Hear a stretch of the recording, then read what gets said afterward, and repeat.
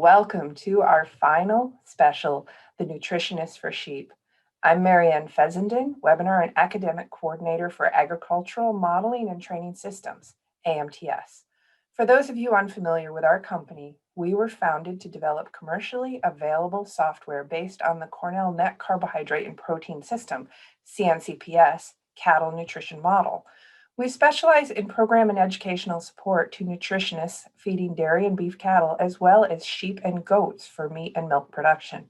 We pride ourselves in not only offering software, but also providing the knowledge behind successful feeding of ruminant animals. To assist nutritionists around the globe, we created the Nutritionist webinar series. These monthly webinars join experts, researchers, and teachers with nutritional practitioners in a forum designed to represent ideas and practices coupled with opportunities to ask questions with a global audience.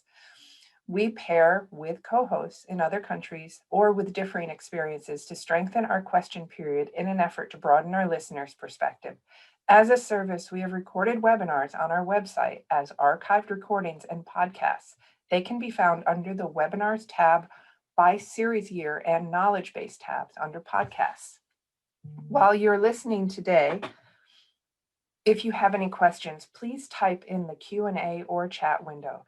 At the end of the webinar, we will answer yours and others' questions. Today, we're delighted to have John Winchell from Alltech join us for our final this spring webinar focusing on feeding sheep for both meat and milk production. John lives in Eden, New York. And for those of you unfamiliar with upstate New York, this is dairy country, and that's usually cows, and has been a nutritionist with Alltech since 2016.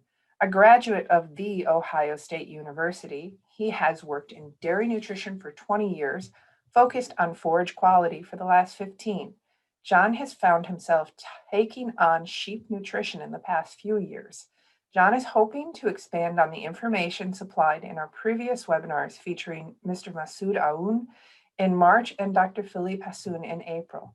John will share his experiences working with flocks in the U.S. and offer his tips on using the AMTS small ruminants model and formulating sheep diets in production settings. John, I'm going to ask you to unmute and you can share your slide. Your screen. I think I have to stop my share. So we're going to have a little bit of a handover. And then John, if you'll start up and give the talk, we'll get to the questions at the end. Are you good? I am good. Good morning, Marianne. How are you doing this morning? I'm very well, thank you. And you? Good. Can you hear me fine? I can hear you. I'm going to turn up my audio a little bit. If anybody in the audience can't hear well, just shoot me a chat and I'll see what I can do to adjust. But I think I had my audio turned down a little bit. Maybe the rest of the household didn't want to hear Stones at 7 o'clock in the morning. Understood. Yeah, haven't been a big, huge Stones fan, but I find as I get older, songs just come to me that I really wasn't a huge fan of earlier, and now all of a sudden they speak to me. So it's one of those things. Well, the youth, they're listening to at least my songs. They don't have good enough songs on their own. Of course, yeah. That's every generation says that. It's amazing. Yeah, well, I haven't listened to the 50s music in a long time, and that's what my parents grew up with. So yeah, I understand completely. Well, thank you so much for having me. I really appreciate the opportunity. To preface this, I am obviously not a sheep expert. I am learning more about it. I'm born and bred and raised and will die primarily on the dairy side, but I've had this opportunity to start working with sheep a little bit more, even on the milking side, actually more so than what I had anticipated. But my forage quality experience, that's what people usually know me for. I'm either that mycotoxin guy or that forage guy. So it's kind of nice that it kind of blends into different species because I actually love what I do. So it's nice how this works. So, but today we're going to be talking about a little bit about sheep nutrition and some experiences that I guess I have had with this. And some of the things along the way. So I look forward to some questions later on, and thank you for the time. Um, so obviously I've been using AMTS for years and years and years and years. I think I demoed it back years ago, and I've been hooked on it, and I've used it for years. So I really like it, and I was excited to see the new dynamic of the small ruminant model to come into this, to be able to utilize the technology we have. And I think that's one of the biggest points that I want to bring across, is that the technology part of it and how we're bringing this into the next generation. A lot of people, when we look at beef diets, when we look at sheep diets, we look at goat diets, a lot of these small ruminant diets, there really is a gap in not necessarily technology, but more on ration modeling and how we deal with the diets. On the dairy side, where, we are quite advanced in what we're starting to do. And then on the sheep side, we're starting to get to that point as well. But we've got a little bit of ways to go. So a little bit about me. I live in Eden, New York, actually right outside of Buffalo, right off of Lake Erie. We tend to get a large amount of snow. We don't have any snow on the ground right now, which is very good, even though I was in Vermont and New Hampshire this week, and there still is snow in the mountains. So it's interesting. So as Marianne had said earlier, I was born and raised on a dairy farm in Northeast Ohio. I've worked with nutrition, it's probably now close to 25, 26 years. And I've really focused on forage quality and forage dynamics the last 15. That's really been my main focus, and I love it to death. So that's one of the big things that keeps us going. And I've worked with Alltech for about 5 years now. Alltech is a worldwide company. I'm sure most people have probably heard of Alltech and use Alltech products, and we definitely appreciate that if you're using it. But we've kind of, this planet of plenty that we have with Alltech, we're covering most all the bases anymore, which I really feel is important when you look at it from the forage side and the animal side, to be able to cover all these bases to kind of help do the best we can with what we have. So what we're going to be talking about a little bit today, we're going to go over kind of some introductions on some of the things that I see and try to focus on. It's not going to be really super specific in ration balancing 101, just more broad strokes and some things that I see here. We're going to talk a little bit about forage quality, how I use the small ruminant version for AMTS. Talk about maybe a little bit on the templates that I've been working with and creating to try to work with my customers that I deal with, as well as some of the nutritionists that I deal with and the consultants that I deal with. And then obviously we'll have some time for questions. So just kind of to introduce a little bit about some sheep facts in the USA. When you look at sheep production, there's 88 to probably 90, close to 90,000 sheep operations in the United States. This data is a little bit dated, but it's not too far off. There are 5 million head of sheep in the U.S.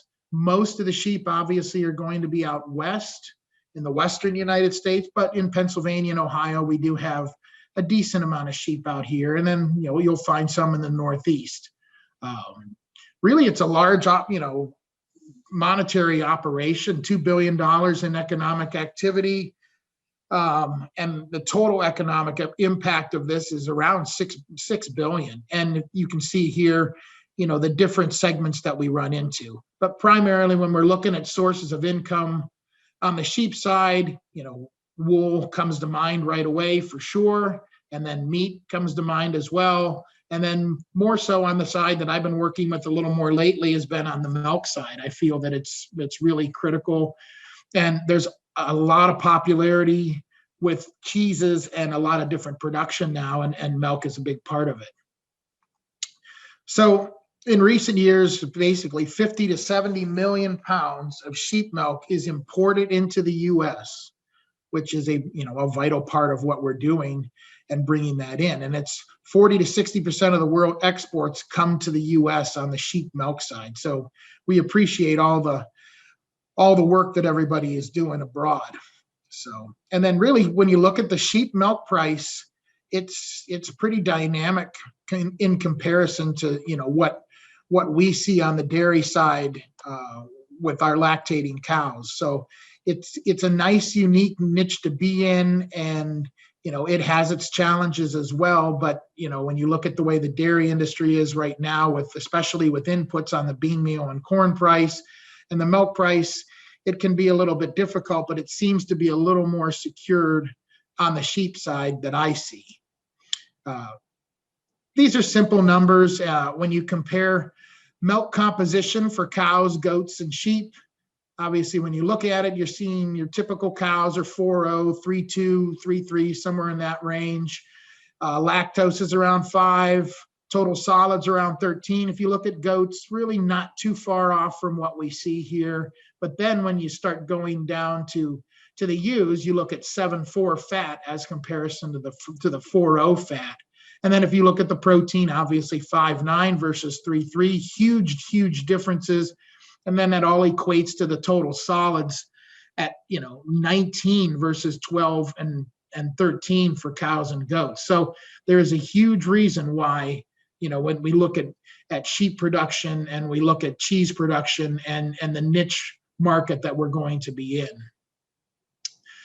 So when you look at the estimated potential in sheep production, 125 farms times 150 milking ewes per farm times 500 pounds of milk per ewe, that's 9.4 million pounds of sheep milk, which is pretty good. We work with some accounts out here. I work with Barbie Casey from Hubbard on some farms here in the Northeast, where we're seeing ewes at 1,000 pounds or a little bit more per ewe. So there are dynamics and there are ways to increase it and management ways to kind of go through that. So there's a lot of room for improvement, definitely. And that 500 pounds is a pretty average number, but you can easily go beyond that with genetics and forage quality being one of the biggest things that I would take a look at as we go along.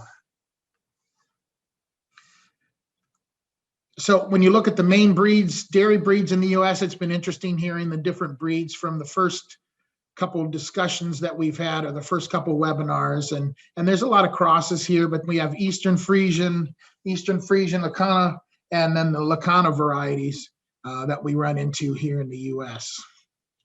This is an operation that I actually is pretty close to my house that I do some little bit of work with. They're a pretty large sheep facility. Normally what they're doing is they're lambing four times a year with the different amounts of lambs that they have. It's, like I said, a very large, very modern, beautiful facility. And one of the things that I really like about this and really drew me into this was some of the things of how they handle their forages. Now, I know in different countries that silage is not permitted in some of these sheep diets. In the U.S., when you start looking at flocks of this size, whether they're 3 to 5 to 6,000 ewes, you're going to obviously need to utilize forages and silages a little bit more. And this right here is a prime example. So if anyone sees this bunker that works with dairy, cows, and sheep, doesn't matter what dairy breeds you work with, or even if it's beef, when you look at these bunkers, these are very, very nicely manicured, very well packed, very well covered silage bunkers. And it doesn't matter what breed, what species you have. When you look at this, you can really appreciate the job that is done here. With listeria being an issue, obviously in sheep, this producer does a very, very good job at defacing the top layer. They take that extra top layer, which is about 2 to 3 feet, and they deface that off every day. They keep the plastic up as much as they can to the face so that they're not introducing some secondary fermentation.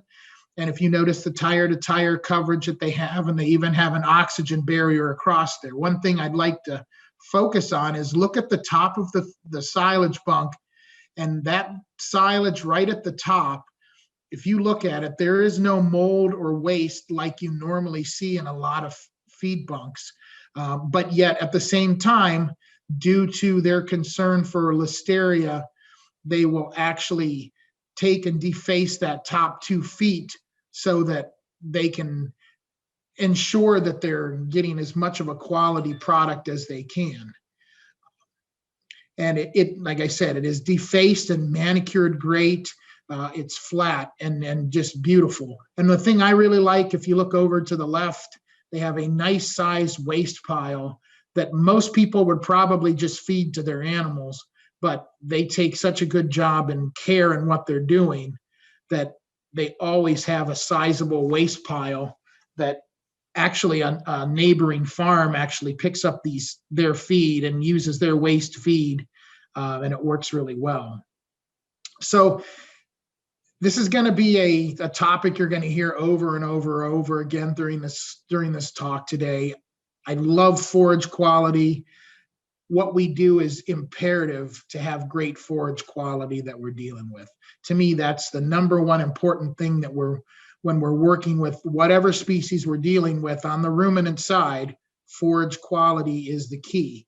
And in all the different talks that I do working on silage analytics and harvest analytics and trying to keep the timing and increase the timing to increase forage potential, to me, this is the last great efficiency in dairy, whether it's ruminants, whether it's sheep or dairy, lactating cows. Forage quality is really, really important. And I would say that on the sheep side, it's even more important than on the dairy side. And we'll kind of get into that a little bit as well.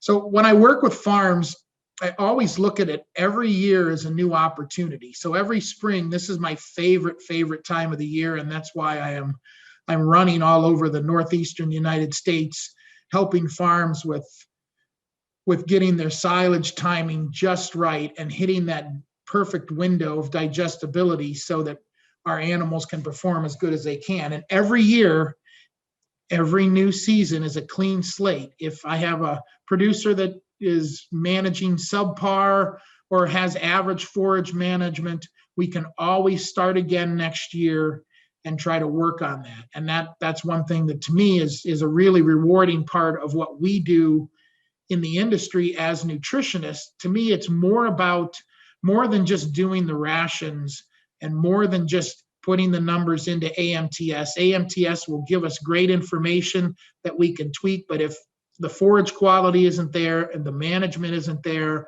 we don't know our dry matter intake, then the puzzle's not going to be together. So I always look at every spring as a new start and a new beginning, and it just depends on what we're working with to get to that level. So it depends on what we're shooting for. Whether we're shooting for higher crude protein, we're looking for lower NDFs. Some people look at RFV and RFQ. I prefer obviously RFQ, especially on the grass side of things, which will give you a little bit more of a dynamic number. We don't use them in diets, but it's always good to kind of give an idea. Everyone's looking for that one dynamic, that one number where they can look at forage quality and identify it. They're not perfect, but they give us somewhat of an idea. But obviously the industry on the dairy side has really, really pushed on the digestibility of the forages and the digestibility of the diet. And I think that's what I'll do for the rest of my career, is focusing on NDF digestibility and those dynamics on how to make feed better. To me, that is a crucial part of what we do. And then looking at the UNDF 240, that is very critical to what I like, because if you can control the rate of passage and control the UNDF 240 in the diet, no matter what the ruminant species you're dealing with, if you can control that, then we can control production and intake and overall cow health or sheep health. When I look at forage quality, I like to look at different things. I like to walk farms. I like to walk the fields. I look at the silages. I look at the hays. I try to look at everything because there always are ways that we might be able to improve, obviously, the species selection or what we're doing, no matter what it is. that we're feeding. But we all know in the real world, on real farms, we have real problems. So when you look at the picture up to the top left, silage that was not packed very well. And in a lot of flocks, there are issues where if you don't have a large amount of sheep, obviously silage is going to be a tough option, because how are you going to keep ahead of it? How are you going to feed it? There's a lot of management things. So that's why drier feeds, drier hays, and some baleage are fed, but it's a lot more on the drier hay side, and not as much on the silage side unless you get into some of these large accounts. But when you see this feed up to the top left, there are times when we can run into situations with listeria. You can see the center bunks, and you can see some of the pictures along the bottom. When you run into farms that are having listeria issues, then we understand a lot of times why we're having listeria issues. And a lot of times going to these dry hay options are something easy to work with. But when we look at it, we know that the intake dynamics of sheep are even beyond what dairy cows are going to be. So to me, what I like to focus on is maximizing the intake and maximizing the forage quality. And obviously, if we let them graze, they're going to show us what they're eating and be able to give us kind of some ideas on what they're doing. But to me, if we're harvesting forage, which we're going to have to harvest forage in North America, because part of the season, sure, we can graze, but another part of the season, obviously, in certain areas of the country, that is not an option. So making quality forage and hitting that window where we can match quality yield and quality, that is, to me, the most important thing to look at. When you look at this bale of hay right here, this bale of hay is, kind of a rougher Timothy, but am I saying that this is a bad feed? Not at all. This is not a bad feed, because if you look at the maintenance situations and the different stages that we go through, we're going to need different forages. And that is one thing that I was speaking with Barbie Casey, like I said, a respected sheep nutritionist that I work with.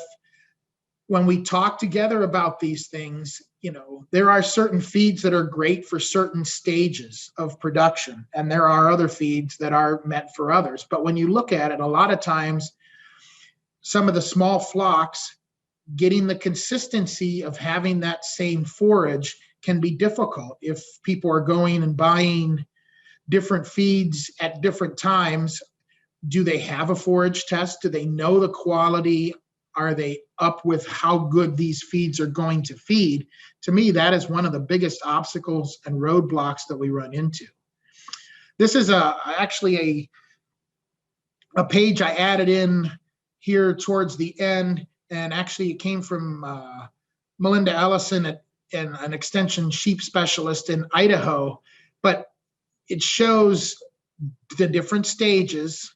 And obviously we know with mature sheep and goats, they're going to eat about 2-3%, maybe a little more of their body weight per day, depending on, size and forage quality, and the different stages that they're going to be in. And ewe lambs are going to eat 3 to 3.5, sometimes 4% of their body weight. I have some farms where we're stretching that level a little bit. And then you can see, obviously, in this upper left graph, the chart, the maintenance, the breeding, the early and late gestation and early lactation. You look at those different selections. You move over to the chart to the right of that. That's how much did you feed. So if you have a brome hay that's 91% dry matter, 9.7% crude protein, and a 55 TDN, which I know a lot of people work with TDN in the industry. I don't look at it as much with my sheep nutrition, because in dairy, obviously, we don't look at TDN much at all. We used to years ago, but the dynamics have changed. And to me, those are a little bit antiquated when you look at the digestibility and the energy potential or the energy limitations in TDN. So when you look at this brome hay, it hits the mark for some of the boxes, but then you can see the red boxes where that brome hay fed at 5 pounds of dry matter you are not going to get that. You're going to hit a limitation where you are not going to be able to get that to work. Then if you look at the graph to the bottom, when you have a what I'll call a woodier hay like this, it can work for certain groups, whether it's a maintenance group, but when you start looking at late gestation, especially because we know dry matter intake decreases, and depending on the amount of multiple births and the amount of lambs there, you can't fill up all this extra space with feed. And fill is by far a limiting factor that we run into and is one of the causes of a lot of these problems that we run into. So looking at that brome hay sample, it doesn't check any of the boxes. So if we're trying to push forage and forage and forage, we're going to have to supplement when you look at this. So that's why, to me, it's so important for our producers to test their forages and to have consistent forages so we know what they should be eating and we can help them balance the diet.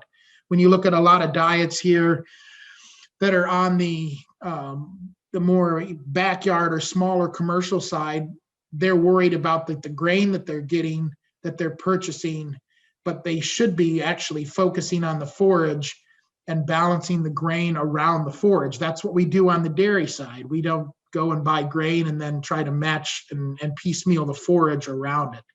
So to me, that's really important. So it goes back to, again, forage quality. We want to make sure we're doing the best we can with that forage that we need.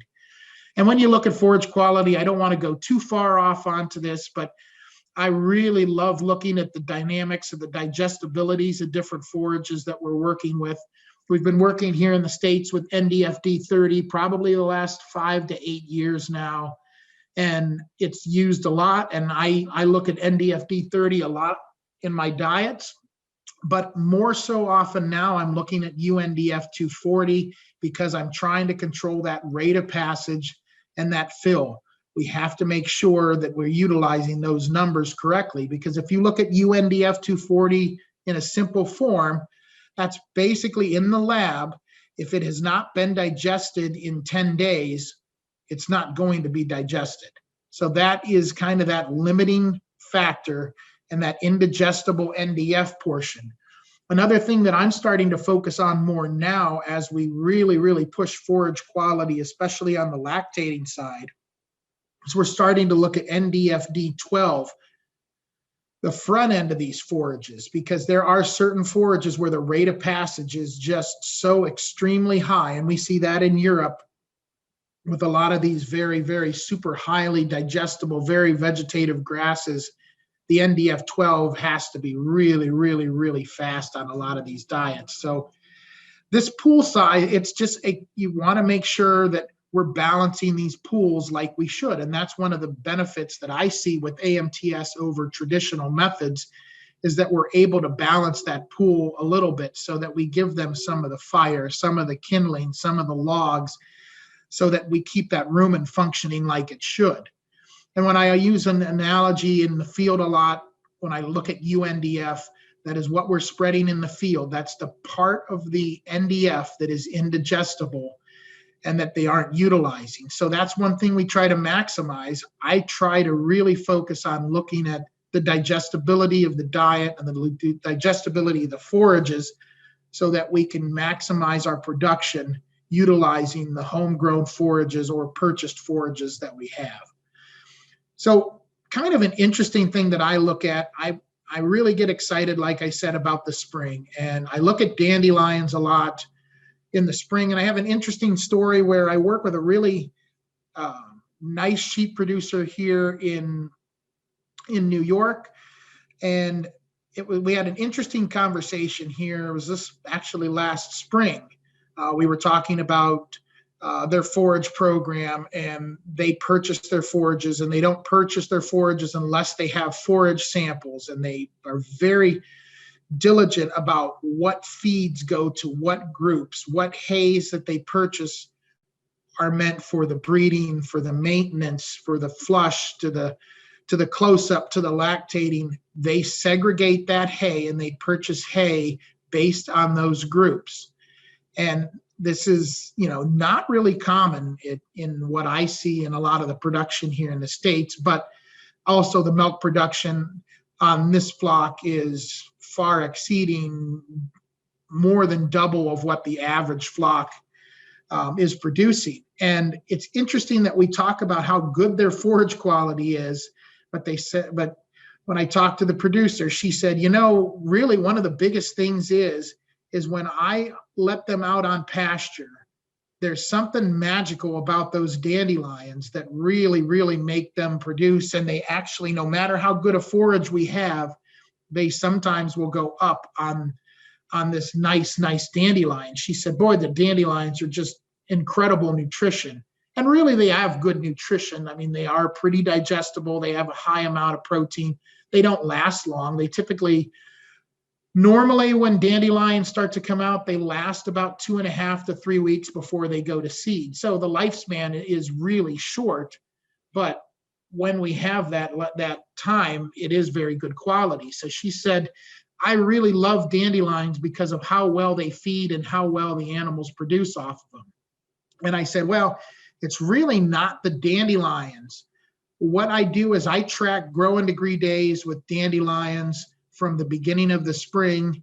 And when I look at the growing degree days of dandelions, which is part of the science of phenology, it's how things happen every year, whether it's migrations or flowers that bloom. They might bloom at a different time every year, depending on the temperature in the spring that we have, but they will bloom at about the same time. So when we were talking about this, she said she likes to put them out when the dandelions are just starting to bloom and turning yellow. And she equated it to the dandelions that were the quality feed that was making them produce a lot more milk. But in all reality, she was hitting that harvest timing for grasses and clovers and the different species, the native species that we're dealing with. So really, when I look at dandelions, I look at those as kind of a preface to spring. And it's just an interesting story where, if one person looks at it one way and another person will look at it another way, and they're both actually right.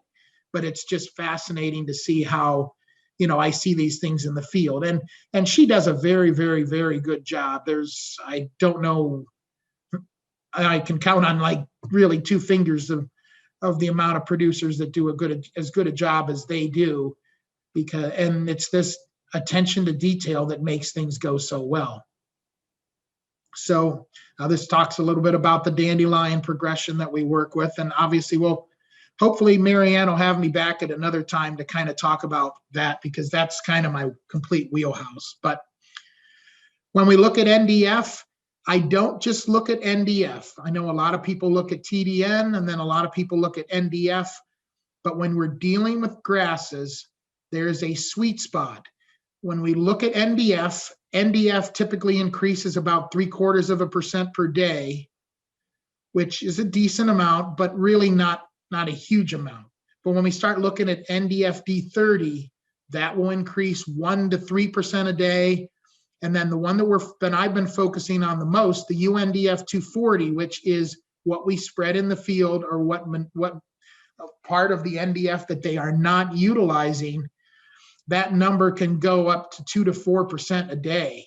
And when you start to lose that, the NDF hasn't moved much, but the digestibility of that forage changes dramatically. So that's really important to look at when we look at the dynamics.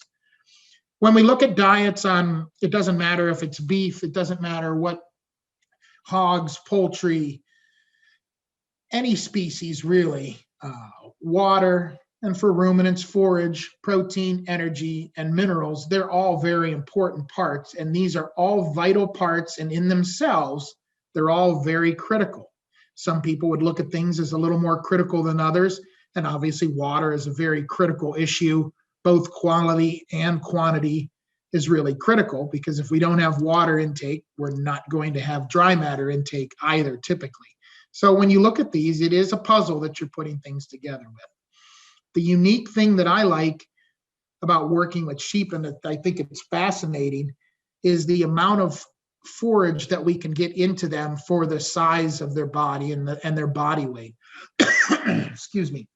When you look at dairy cattle, typically we look at 2% of their body weight in forage is what they will traditionally eat. When we look on the sheep side, we're going to be anywhere from, on the low side, 2%, but on the high side, up to 4% of their body weight in forage. So to me, this is really critical when we look at the diets, because there is so much dynamic to it. But at the same time, it goes back to the same thing of forage quality. Forage quality is really important. And when we look at the diets, I don't like to be critical of that, but when I see different sheep diets and talk with different sheep producers, when we look at the diets and how their rations are balanced on the dairy side, it is utilizing a mainframe, and it's super high tech, where a lot of times on the sheep side, what I've run into in a lot of situations is it's a lot more traditional of a method and not quite as high tech, but I still feel that there's a huge amount of room to get that 500 pounds of milk per ewe up into that 800 to 1,000, and beyond range, like some of the high quality ones that we're dealing with. So when you look at the definition of consistency, it's the agreement, harmony, and compatibility, especially correspondence or uniformity. In other words, consistency means it's going to be homogeneous and uniform and the same. Ruminants, no matter what ruminant we're dealing with, we want consistency and we want that to be the same. Cows want to be bored, they want to eat the same thing, and we just want to make sure that we do that. And same thing on the sheep side. Obviously, sheep, prefer to do different, use a little bit more methods and like a little more of a variety, but still we want to make sure that the quality of forage that we have are consistent. And when we look at ration balancing, whether we're utilizing a spreadsheet, whether we're using some of the older methods of balancing with the Pearson square, or we're looking at the more modern high-end opportunities with forage and ration balancing utilizing AMTS, I think no matter what we're doing, we have to make sure that the management is there. We know the intake of the animals, so we can put this information in to make AMTS or any other ration balancing program shine as well as it can. And it's just this constant pull to me that goes back to this UNDF 240 and goes back to the amount of physical fill. We are feeding ruminants, and we have to do a good job to make sure we're doing the best thing we can to create that rumen bacterial microbiome that they deal with. We want to make sure we're feeding the bugs as well as we're feeding the sheep. So it's just this constant pull back and forth. And it's always a battle between fuel and fill. They obviously have a need for fill, but they also have a need for fuel. So we try in the dairy side of things to balance that so that we have a nice balance between physical fill and fuel for the animals to produce. And when we look at phases of dairy cattle, obviously the phases of dairy cattle isn't going to be that far off from what we're dealing with on the sheep side. Granted, the pounds of dry matter intake is going to be different, but we're still looking at similar things. But when we look at it, can we control the weather?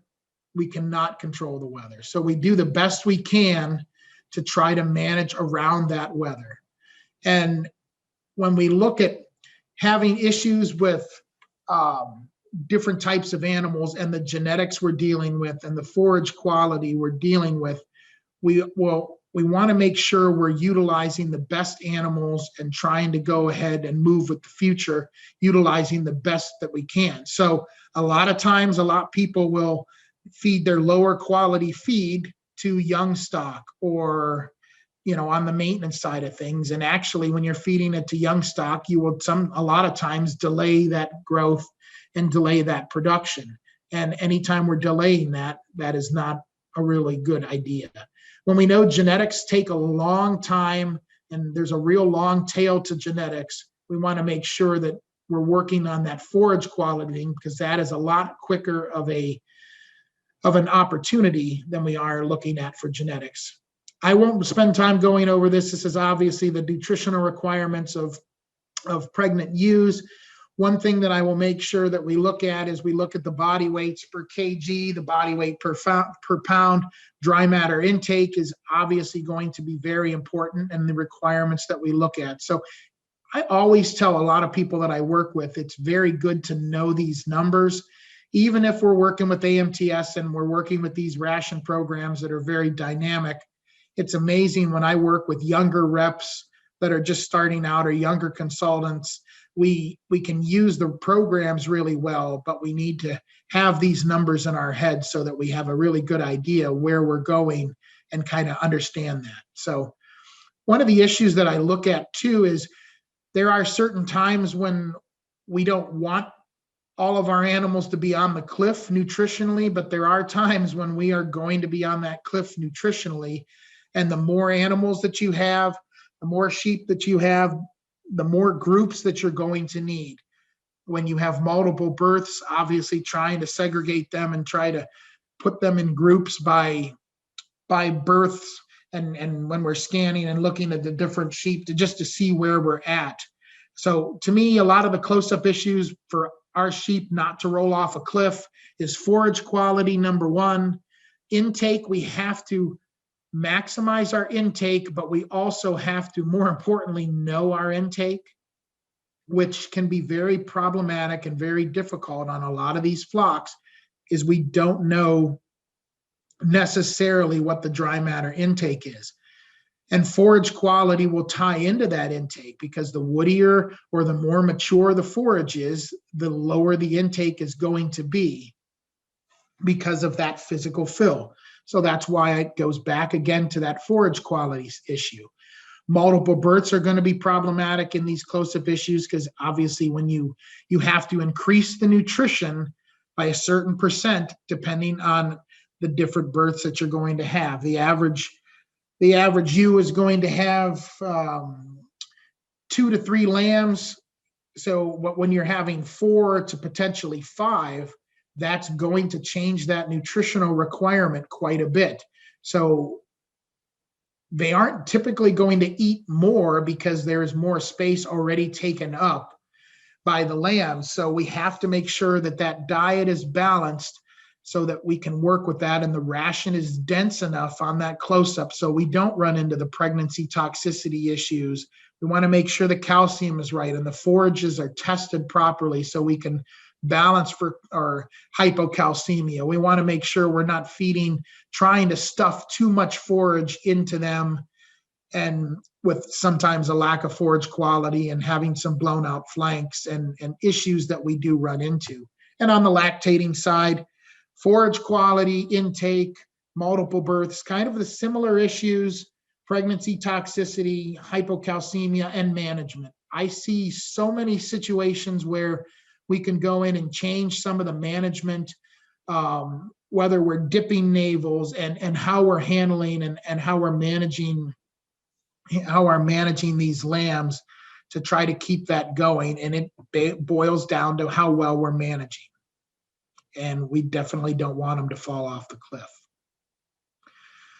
So forage quality, accurate rations, economy for size for different groupings, depending on the parity. Some of these larger facilities now, we're having ewe lamb groups. We're having multiple birth groups where we're doing ultrasounds to find out where we're going to be at so we can switch those groups and feed them accordingly.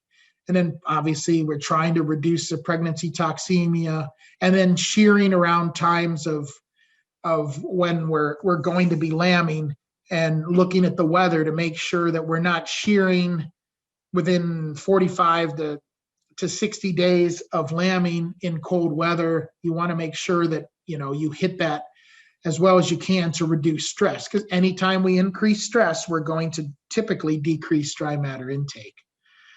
This is actually a flock that Barbie Casey has worked on and I've helped with. When we look at this, 2016 is when she started to work with this group. They were having pregnancy toxemia issues, obviously ketosis, milk fever in 50% of the ewes. So a deep dive needed to be done in the management side and the ration side, and then the forage quality side, as we wanted to make sure. So within a year, when we started to work on forage quality and work on it like we should, and look at changing some of the management, but primarily working on forages and the ration, it turned around and turned around and turned around. So in 2010, the pounds of produced for their top ewe was 780 pounds. And then in 2018, 1,176 on their top ewe. So what a huge difference in obviously genetics, as well as the maximum potential and diets that are really balanced well. And then the forage is planned and utilized. And then we're also in this flock utilizing different practices than what we're used to on our normal rations that are more TDN based. We are also looking at DCAD balancing and looking at MUNs and looking at different things that we run into in the diet to actually treat these like what we would on our dairy side. This case farm that we're talking about that we've worked with, I actually went and pulled some of the data, and actually I did not put information there, but this is information from Dairy One, from Sarah Fessenden out at Dairy One of my confidants that I work with quite a bit. She put together the average numbers for the forage for this farm, because I think this is critical. This is a real critical point to look at. When you look at the protein, they're averaging 17.5% protein from 2018 to 2021 on their forages. The NDF on their grasses is right at 50. And I love to look at that and make sure that a lot of times when I look at forages, I will see if they're not producing as well as they like, and the sheep are kind of struggling and flat and they're not milking like they should, I will first go and look at the NDF and just see the quality of the forage. So when you look at the quality, they're buying all this forage in, but they are selecting forages based on their forage quality and forage samples. So 17.5 protein, that checks the protein box. 50 NDF, that checks the NDF box. I'm not looking at RFV as much, but RFQ, for our dairy cattle, we're looking at anything over 150 RFQ is what we like to feed for dairy cattle, up into that 200 range, and they're checking that box as well. The ash level's low, so they're not getting contamination into the feed, which could potentially have some listeria issues, so their ash levels are low. The TDN is 62. And actually, if you look at some of the TDNs of some of these samples, they're in the upper 60s, low 70s. And then obviously the sugar levels are, around 8%. So they're doing a good job all the way around. So it's not surprising to see how well this flock is managed and how well they're producing, because they are putting in quality forage.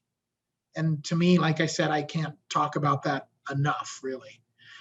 So there's old school ways of looking at diets, not that they're wrong, and there's new school ways of looking at diets. So I kind of like to look at that. For years and years, we've utilized TDN, crude protein, TDN, calcium phosphorus balance. We've utilized spreadsheets a lot, whether they're home spreadsheets, and there's a lot of great spreadsheets out there, whether it's from, I think, Montana, Cornell, different areas.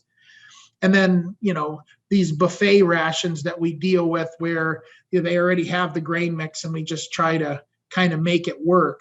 And to me, if we want production and to maximize production and efficiency, we can't just make it work. We have to do what we can to plan these things out. Excuse me. So in some of these diets, like I do in the dairy diets, I'm trying to do this on the sheep side. I'm looking at ME, MP, NDF as a percent of body weight, forage NDF as a percent of body weight, UNDF as a percent of dry matter, UNDF as a percent of body weight, dry matter intake as a percent of body weight. I like to match all of these things up so that, to me, they all make sense. Do we know all the answers yet on what those levels are supposed to be? We do not. And it's kind of a growing and an evolution, but I think we're getting closer to starting to look at this stuff. So one of the things that I like to utilize in AMTS is I like pulling out the individual forage samples and then looking at the the digestion pool. And I like to show this to customers. I want my customers to be part of the forage decision. When we can get our customers to be part of the forage decision on the farm, instead of just reactionary making forage, we want them to be part of that group and to understand the importance of forage quality. So I use this chart all the time with a lot of my customers, no matter what species we're in, because we can see the UNDF 240, we can see our 12-hour, we can see our 30-hour, the 120, but I really like to focus on that 240, and I like to save the forage samples so that they can visually see that. You can show people numbers, but after a while, a lot of people can become number blind. And what we're doing is trying to utilize that. And then the other thing that I would talk about is very important when we're looking at the sheep and goat or dairy cattle, any of them, we want to make sure that our inputs are correct. A lot of times, if I've worked with different consultants and you look at it and the specs that are put in for the inputs for the sheep and goats or cattle, they didn't tweak the numbers. And to me, I think it's really important to tweak the numbers and to look at, the exact information for what we're doing for that specific group. Another thing that's underutilized, but I just ran into this yesterday on a large farm, is water quality. And we have a very unique opportunity with AMTS to be able to include our water sources into our rations. And I'm not sure how many people are utilizing it, but I can't stress enough the importance of putting those water sources in, whether we're looking at it from a DCAD point of view, both positive and negative DCAD, depending on the stage that we're in. I feel it's very important to put that in so that we can balance our minerals around that. I know there are certain situations where we're not going to be able to balance utilizing water sources if they're grazing and they're out drinking from different areas. But when we are in confinement and managing them, we can for sure look at our water quality and be able to take that into consideration.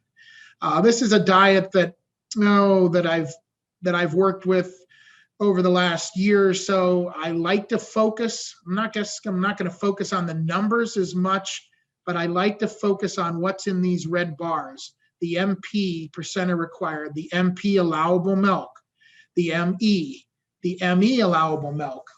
For example, we're sitting, I think at this flock was sitting at around 5.5 pounds of milk. So I wanted to make sure, number one, the dry matter intake is correct and balanced. And in this situation, this was a larger farm where they were able to tell me what their dry matter intake was. So we balanced around that dry matter intake. But then we can use the MP numbers and the ME numbers and looking at UNDF numbers. The thing that I want you to realize and look at with this particular slide is if you see the output side to the right where the red bars are, I had forage samples that I had not inputted into AMTS utilizing the automatic input where we download the samples in. I hand added these samples in because I didn't have the printout, or not the printout, I did not have the ability at that time to get it inputted in for the forage sample. So I had to wait over the weekend to get those numbers automatically downloaded into AMTS. So I took what I could off of the numbers that I had in front of me. And if you look at the MP and ME, you can see the original and then the second version. You can see these inherent differences between ME and MP, and then the MP allowable milk and the ME allowable milk. And the forage quality is really, really good on this farm. And you can see how when you put in the first forage is just hand inputting these forages, and then you look at what was actually downloaded later, you can see the increase in MP and the increase in ME just based on having the data input correctly and downloaded into the system so AMTS you can utilize those forage samples behind the scenes. Then when you look at the UNDF, obviously, if you're hand inputting this into AMTS, you're not going to have these dynamic numbers like the UNDF as a percent of body weight, UNDF as a percent of dry matter. But when you input it into AMTS and download those samples in, you will see where you're at working on those individual diets. And I think these numbers are critical as we go forward in the ration program.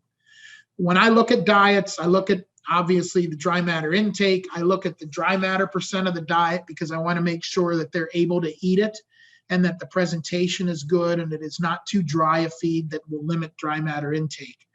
I look at dry matter intake, like I said, in pounds. I look at dry matter intake as a percent of body weight. Right here in this situation, like I said, this flock is a large flock with very, very good quality forage, and they're able to get that dry matter intake as a percent of body weight up and beyond where we even think it should be. And they're eating that. So it's interesting to see how they're actually eating what they're getting and actually eating beyond that. And then you can see the MP allowable milk, ME allowable milk, forage as a percent of dry matter, forage NDF as a percent of body weight. We're sitting at around that 1.3. Really, you don't want to typically go, normally I don't like to go above 1.25 on the lactating, but the forages are good enough here where we could push the limits on forage. Normally on those close-up diets, that forage NDF as a percent of body weight is going to be around that 0.75, 0.8, because we're going to need to have a denser diet. But depending on forage quality, we can move this number along a little bit more. And obviously utilizing NDF as a percent of dry matter, and then the UNDF numbers, and then TDN is in here. I don't use TDN in AMTS as often really at all. I like to look at the other numbers that I'm used to looking at that actually to me are more dynamic and tell the story of the forage quality. I put together a template that I've used that it seems to actually work really well on the sheep side of things, where I've just made up my own custom template that puts all these digestibility parameters and the amount of forage intake as a percent of body weight or dry matter, the ME numbers. I like to put them in a group. Then I like to put the energy sections in a group, and then obviously the minerals levels that I'll put there, and the comparison to calcium to phosphorus, I'm looking at that as well. And then the DCAT I have included on there. Just numbers that to me are important when I like to look at a template for dairy. And then some of the outputs that I put in, I move those around, and I have my own template that I use to specify for that as well, because I think I like to see things and make it easier when I'm working with it. So I guess getting close to summary, modern, more sensitive forage balancing, sending our samples into whatever lab that we're dealing with. We want to make sure that we know what we're feeding. Or if we are buying feed, we want to make sure we know what we are buying. And DCAD balancing close up, to me, that is a new place, and I think part of the future of what we're looking at, just because when we're feeding one forage, if we're feeding a lot of calcium into these or high legume diets, we've got to make sure we look at the DCAD. We look at it on the dairy side continuously. I think there is room to help reduce some of these issues on the transition side that we're running into around lambing. DCAD lactating, I don't know, we haven't probably dealt much with it, but obviously on the dairy side in the summer, having that positive DCAD correct makes a big difference. And I wonder if there's some room on that on the sheep side. Amino acid balancing, we're starting to do a little more with it. I believe in the industry on the sheep side, protein and energy synchronization, making sure that we're matching up the protein and utilizing enough degradable protein and bypass and trying to keep that right. And I think there is room to tweak this on the sheep side a little bit as well. Grouping, here it says grouping by parity, but I'm meant more by grouping by multiple births to make sure that if we have more lambs there, we're going to need to increase that nutrition and dense up that diet a little bit. And then there's some work that's out of Ohio State that I thought was kind of intriguing, talking about fetal programming. and they're utilizing omega-3 fatty acids in the close-up groupings, and they're finding that they're seeing benefits in the lambs post lambing and lamb size and lamb growth and lamb weight, which I think is kind of interesting. And it's some, like I said, work that just came out from Ohio State in the last couple years. And then, like I said, DCAD, maybe start to think about looking at that to reduce ketosis and to kind of help this transition and to make sure that we're having a positive DCAD during lactation so that they can reduce that stress, the heat stress that we're running into. MUNS is something that I think I'm trying to really look at a lot more. I look at it a lot on the dairy side, and I think there's definite merit to looking at it on the sheep side. But to kind of finish things up, this was a really important webinar. I really love what AMTS has done through the years. I've been a very devout supporter of AMTS, and Lynn has always been there to help me out in times of need. And I always enjoy my time with Marianne, and Tom always has great conversations and really is one of the icons in, looking at ration balancing and forage quality in the industry. So I want to really, really thank you for the opportunity, and a huge thanks, I guess, on my personal side to Barbie Casey with Hubbard. She works on the small ruminant side, and we bounce ideas off each other. I give her my AMTS thoughts and my dairy thoughts and try to tie that into her sheep diets, and she gives and reins me back in sometimes on the sheep side to with some of my grandiose dairy ideas. And then Rob Zielinski works as a sheep specialist and nutritionist out west. I always bounce ideas off of him. Though they are both, doing this every day, where I'm starting to do more with sheep, but primarily dairy, but I guess I'm learning as I go. So Marianne, thank you. And I guess I'm open for questions. Okay. Excuse me. Thank you, John. I was trying fast to keep up with you. You threw in a few more slides, and I think poor Paula is pulling her hair out. I am sorry about that. Let's see. I am going to share my screen so that I can talk to you about our next webinars before we get to questions. We have quite a few in our Q&A window. I'll also take them in the chat window. I'll keep track of those. And we'll have good a good conversation going, I anticipate. So firstly, let me take you back to, and I got to find all my things. Sorry. There we go. I say a lot if I don't talk from a script, so that's why I do this. On June 10th, we're happy to bring back Dr. Rick Grant, director of the William H. Minor Institute in Chazy, New York. This will be Rick's third The Nutritionist webinar. And for you sheep people out there in the audience, this will be on cows. Our wheelhouse is cows. You are probably familiar with his research and his presentations, and you know why we always ask him to speak. He's fantastic. Rick and I are going to be going cowside to look at ways animal behavior and comfort can affect production and health.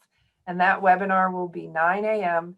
and 6 p.m. on June 10th, both times. Our other webinar series, there we go. We have another webinar series that we're hosting with the Canola Council of Canada. It's going to take place on June 17th at 9 in the morning, and these are all Eastern Daylight Time time points. And it's in conjunction with the Canola Council of Canada. We're hosting a webinar featuring Dr. Chioke Benchar. He's a research scientist at the Sherbrooke Research and Development Center of Agriculture and Agri-Food Canada. His timely topic will be dietary options to reduce enteric methane emissions from dairy cows. With the ongoing discussions of how animal agriculture affects climate change, this will be a very interesting topic indeed. His webinar will be at 9 a.m. More information on this and any webinar can be found on our website. Look under the webinars tab. You can also respond directly to me for more information. Want to thank our co-hosts today, Because this is not a full-blown The Nutritionist, I always have a sort of reduced panel of co-hosts. This morning, I'm joined by Dr. Elena Bonfante, AMTS distributor and partner in dairy innovations with Dr. Bill Prokop. Usually our AMTS distributor in Turkey, Dr. Huday Kavusturan, joins us, but he was unable this morning. Paula Turillo of Athena is my colleague in all of this. She hosts the series as El Webinar del Nutritionista. She receives support from Rock River Lab in Argentina and is ably assisted by Paula and Lanez translating. Usually, I think she has a different translator today.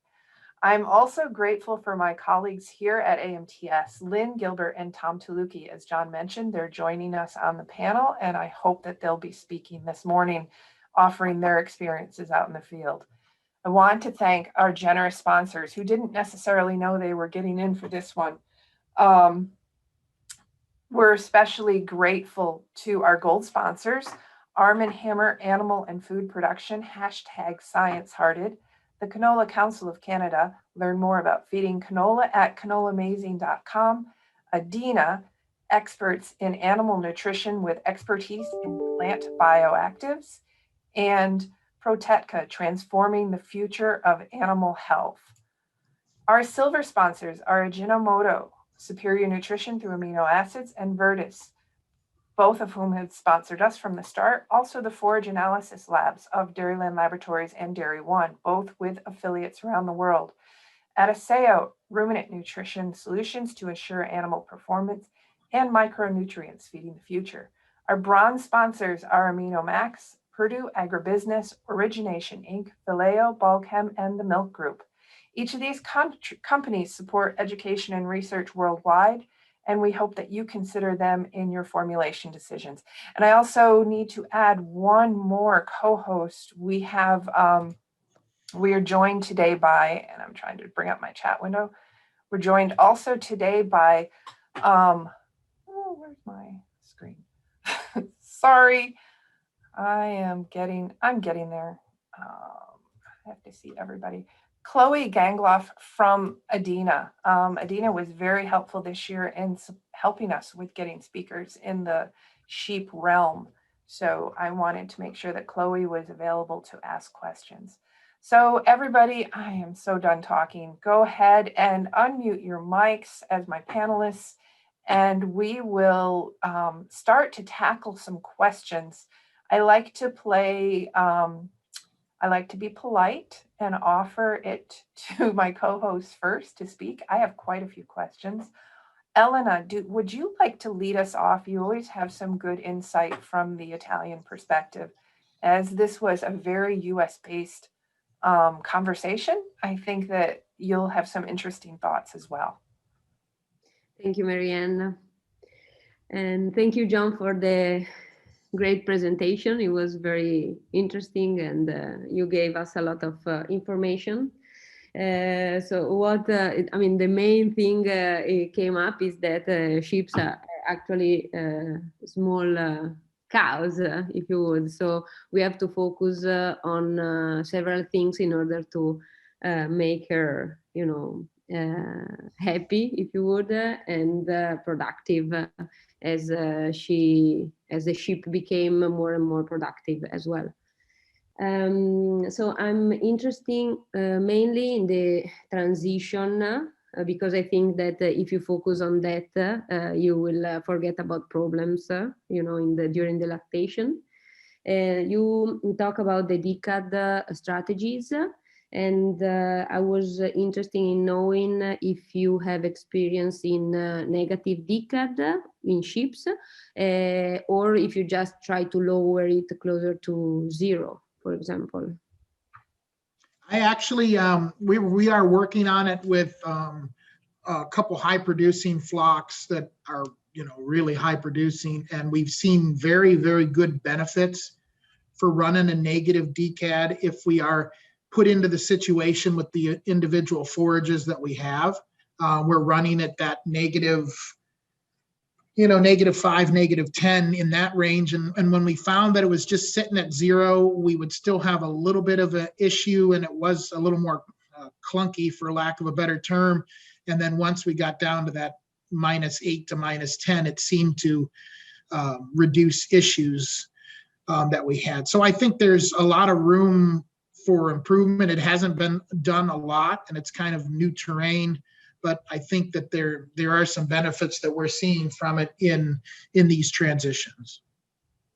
Thank you, John. And Yes. sorry, Elena, I have so many questions in here about DCAT as well. So John, did you focus at all, have any sort of recommendations in terms of whether late gestation, during pregnancy, or during lactating period, or is that still out there?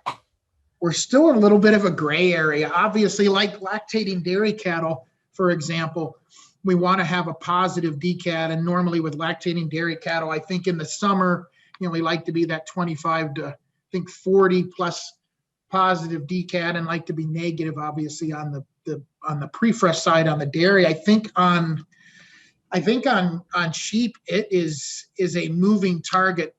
Normally when you run DCAT, you're going to want to basically run that, roughly around that last 30 days. I don't like to see it, any longer than that last 30 days. I don't like to see, obviously, negative DCAT. We don't see it, in dairy on that side of things. And on the sheep side, I would say, to me, it would be similar. But yet at the same time, you're going to want to at least run it 2 to 3 weeks. Now, I'd say 3 weeks, so that we make sure that it is working like it should, and they have enough time to utilize it. Do you have any research or any papers to offer that may provide more information on negative DCAT in sheep? There are a few out there, but there is not much. I looked. I can pull some up and probably email them to you. But I just Googled them and looked at it and kind of took that information and some of the research that was done and kind of tied it into what I've done on the dairy side. Yeah, if you could do that, that'd be terrific. We'll include it in the response. Yep. Elena, I wanted to just get the DCAD one's questions out of the way. Go ahead. I'm so sorry. No, don't worry. Absolutely. Now, since we are talking about minerals and so, do you have idea or experience if the magnesium is also a mineral to focus on? I mean, beside the calcium and phosphorus? Yep, I'm basically utilizing what I normally would for the DCAD for on the dairy side. I think it's like, is it 0.4, 0.5, right in that range. I can get that information to you as well. I have it on a chart that I usually look at when I balance them together. So definitely you want to change, obviously, the magnesium as well. So when you look at the DCAD balancing. Okay, I'm going to bounce around a little bit on this, Elena. We'll come back. Paula indicates she has a question about water, and maybe that would fit in here. You talked a bit about water quality. So Paula, go ahead. Elena. Hi, Marianne. Hi, Sean. Hi, nice presentation. Thank you very much. Thank you. Okay, the question about water is, do you consider the same parameters for about water quality for cattle than sheep? That's a great question. Due to the copper issues, yeah, obviously you're going to, the copper molybdenum issues and the potential interactions that you run into. I'm not familiar enough to probably look at it from that side, and I don't know if there's much research out there that looks at water quality on the sheep side, but I would certainly, I initially will look at it as water quality, because I think that's important when we're balancing and really trying to fine tune diets. But then again, on the sheep side, I would inherently think there would be differences depending on some of these different levels. especially on, the copper side and molybdenum side, but it would be interesting to see. I guess I have not done enough with it to be able to give you a really good answer. Chloe, while we're talking about minerals and DCAD, do you have some insight or some experience you would like to share? About DCAD, you say? Yes, or even minerals. Not really, because in our French system, we don't have a very good reference. So particularly with DCAD, I only try to have negative DCAD before lambing, but it's not, every time it's not really the case. And I don't know if sheep are so sensitive to DCAD than dairy cows. I don't know really. Okay, thank you. Elena, do you want to progress? Thank you, Marianne. But just one question about, I'm switching argument to diet formulation for lactating cows. And actually, I'm interested in knowing about starch digestibility. If you have idea if they are, more sensitive than dairy cows, or if you have to be more careful in deliver, highly digestible starch. Yeah, I would say that, obviously as efficient they are, and they are more efficient than dairy cattle. And I think they actually can probably utilize starch a little bit better. So yeah, typically on a pound, not necessarily looking at an NFC or starch basis, but I don't like to go over, say a 2 pounds additional starch into some of these lactating diets. I just kind of go by a little bit of a feel with it. But I think, yes, if you have some really super high starch digestibility, then you need to be cognizant of how it's working. And that's why I think sometimes that I would be fascinated to find out, looking at the MUNs, because I utilize MUNs so much on the dairy side as an interaction between soluble protein, soluble starch, and the dynamics that they have. We try to do what we can to maximize that synergy and that efficiency. And when I ask a lot of sheep producers about, if they have, milk urea nitrogen or MUN levels with their components, they often say, well, no, they don't track that, or we don't have that. So I normally would like to do that. And I'd say I would think they're more sensitive, yes, but I always like to look at the MUNs because I want to see what the animals are telling me. It's one thing to have a ration on paper, but I want to see what I'm seeing with the animals and then with some of the information. So I think as we get further into looking at some of these MUNs and trying to get that dynamic, I think, that's where I would like to see things going. Thank you very much, John. So while we're on the topic of MUNs, John, amino acid profile and balancing for amino acid profile in sheep and goats, where are you on that? Amino acid balancing for sheep and goats, you said? Yeah. I think it's not from, and I think even tying back into, I think our last couple talks that we had that I was fortunate enough to be a panelist on, I think that question came up, I think in both. Yes, it did. Yep. And in sheep, yes.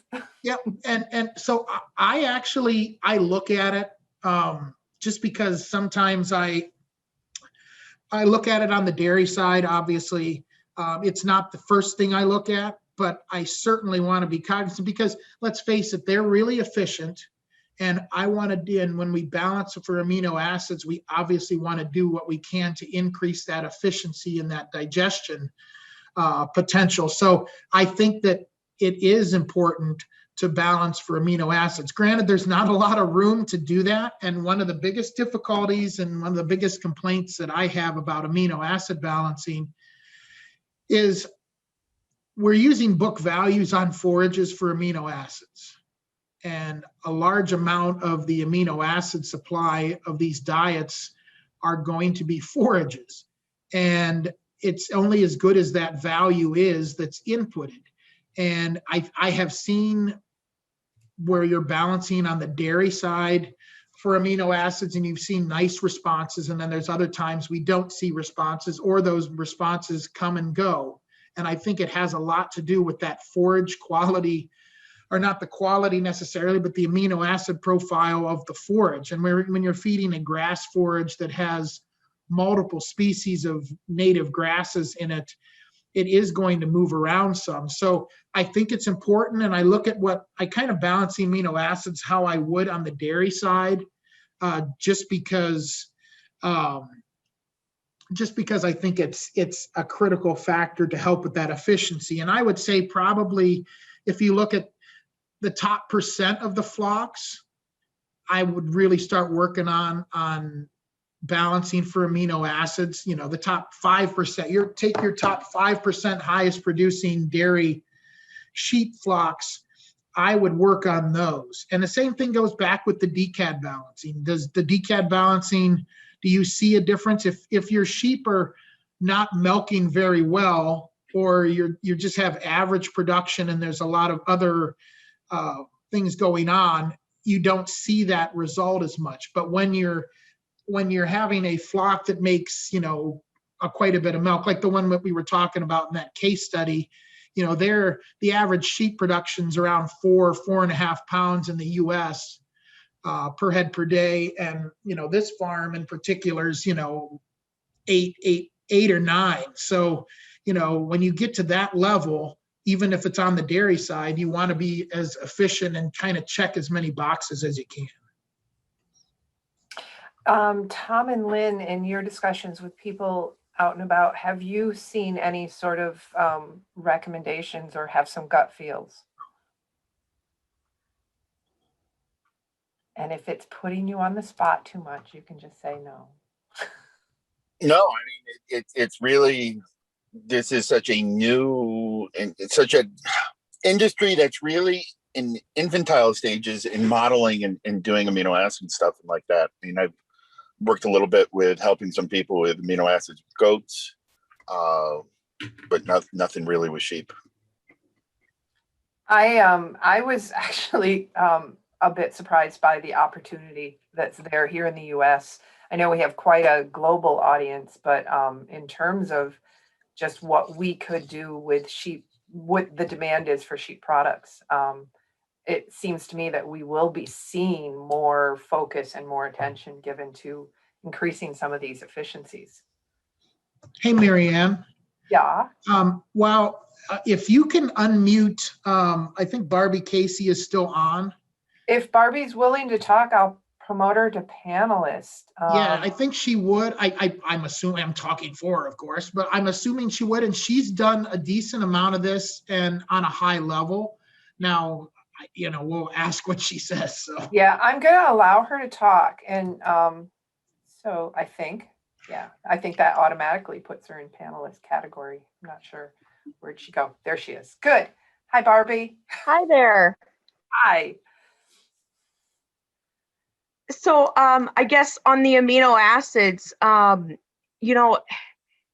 the US, it seems that in my experience, cost of the diet tends to override the ability to do amino acid balancing in most cases. And I think a lot of that comes down to level of production. But again, it's like John said, the top 5% of producers maybe that we would really look closely at and even think about doing amino acid balancing. And DCAD would be the first thing we would balance for to see if there are results in that particular flock versus amino acids. So amino acids really are, I think, in North America, I feel it's in its infant stages of developing that and even attempting to balance for those. Oh, okay. Yeah, thanks, Barb. I have a Professor Ebru Emson from Turkey, who is a sheep specialist. Ebru, if you would, if you want to offer in the chat your thoughts, are you doing any amino acid balancing? Let me know, and we can perhaps expand this discussion. Where am I on questions? Elena, I keep coming back to you because I feel like I cut you off frequently. Any more questions or thoughts? No, no more question, Marianne. Okay, thank you so much for your good contributions. And I see a lot of questions on my end. Paula, do you have any more questions that you would like to ask before I start with all of mine? Yes, please, I have to. May I? Okay. Yes, please. Okay, thank you. Which are the parameters you consider to evaluate protein and energy synchronization, and how does AMTS work with it? Well, obviously, I on the dairy side, I utilize MUNs quite a bit for the protein and energy synchronization, and I guess I've been doing nutrition long enough that I have a decent idea of what things will interact with each other and what ways, to balance that. And by looking at forage quality, and I think some of the work that Tom's been doing on the, looking at the white paper that he just did, I can't tell you how many times I've read it, that looks at, the NDF12 and how digestible some of these forages are, and, matching some of these situations where I don't really see high moisture corn on obviously on the sheep side of things, but, on the dairy side, when you're looking at how explosive some of these corn feeds are out here, and then taking and trying to match that up and doing what we can to kind of match those. So when I look at it, when AMTS, obviously I look at the MUN information, I look at the starch information, I look at the protein information and the soluble protein, and I just kind of actually use just some instinct and kind of compare the two and put the two together. Okay. I wish I had a better answer for you for it. No, I think Okay, it's right. Yeah. Paula, more? Yes, I'm here. Okay. One more? Okay. Yeah. Okay, which is your opinion about adding unsaturated fatty acids when using in major forages?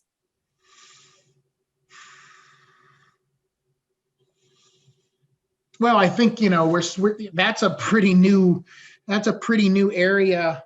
It isn't. And we're starting to look at balancing some of these fatty acids in the diet. We're starting to just do it on the dairy side a little bit more, and I think on the sheep side we're even looking at it probably less.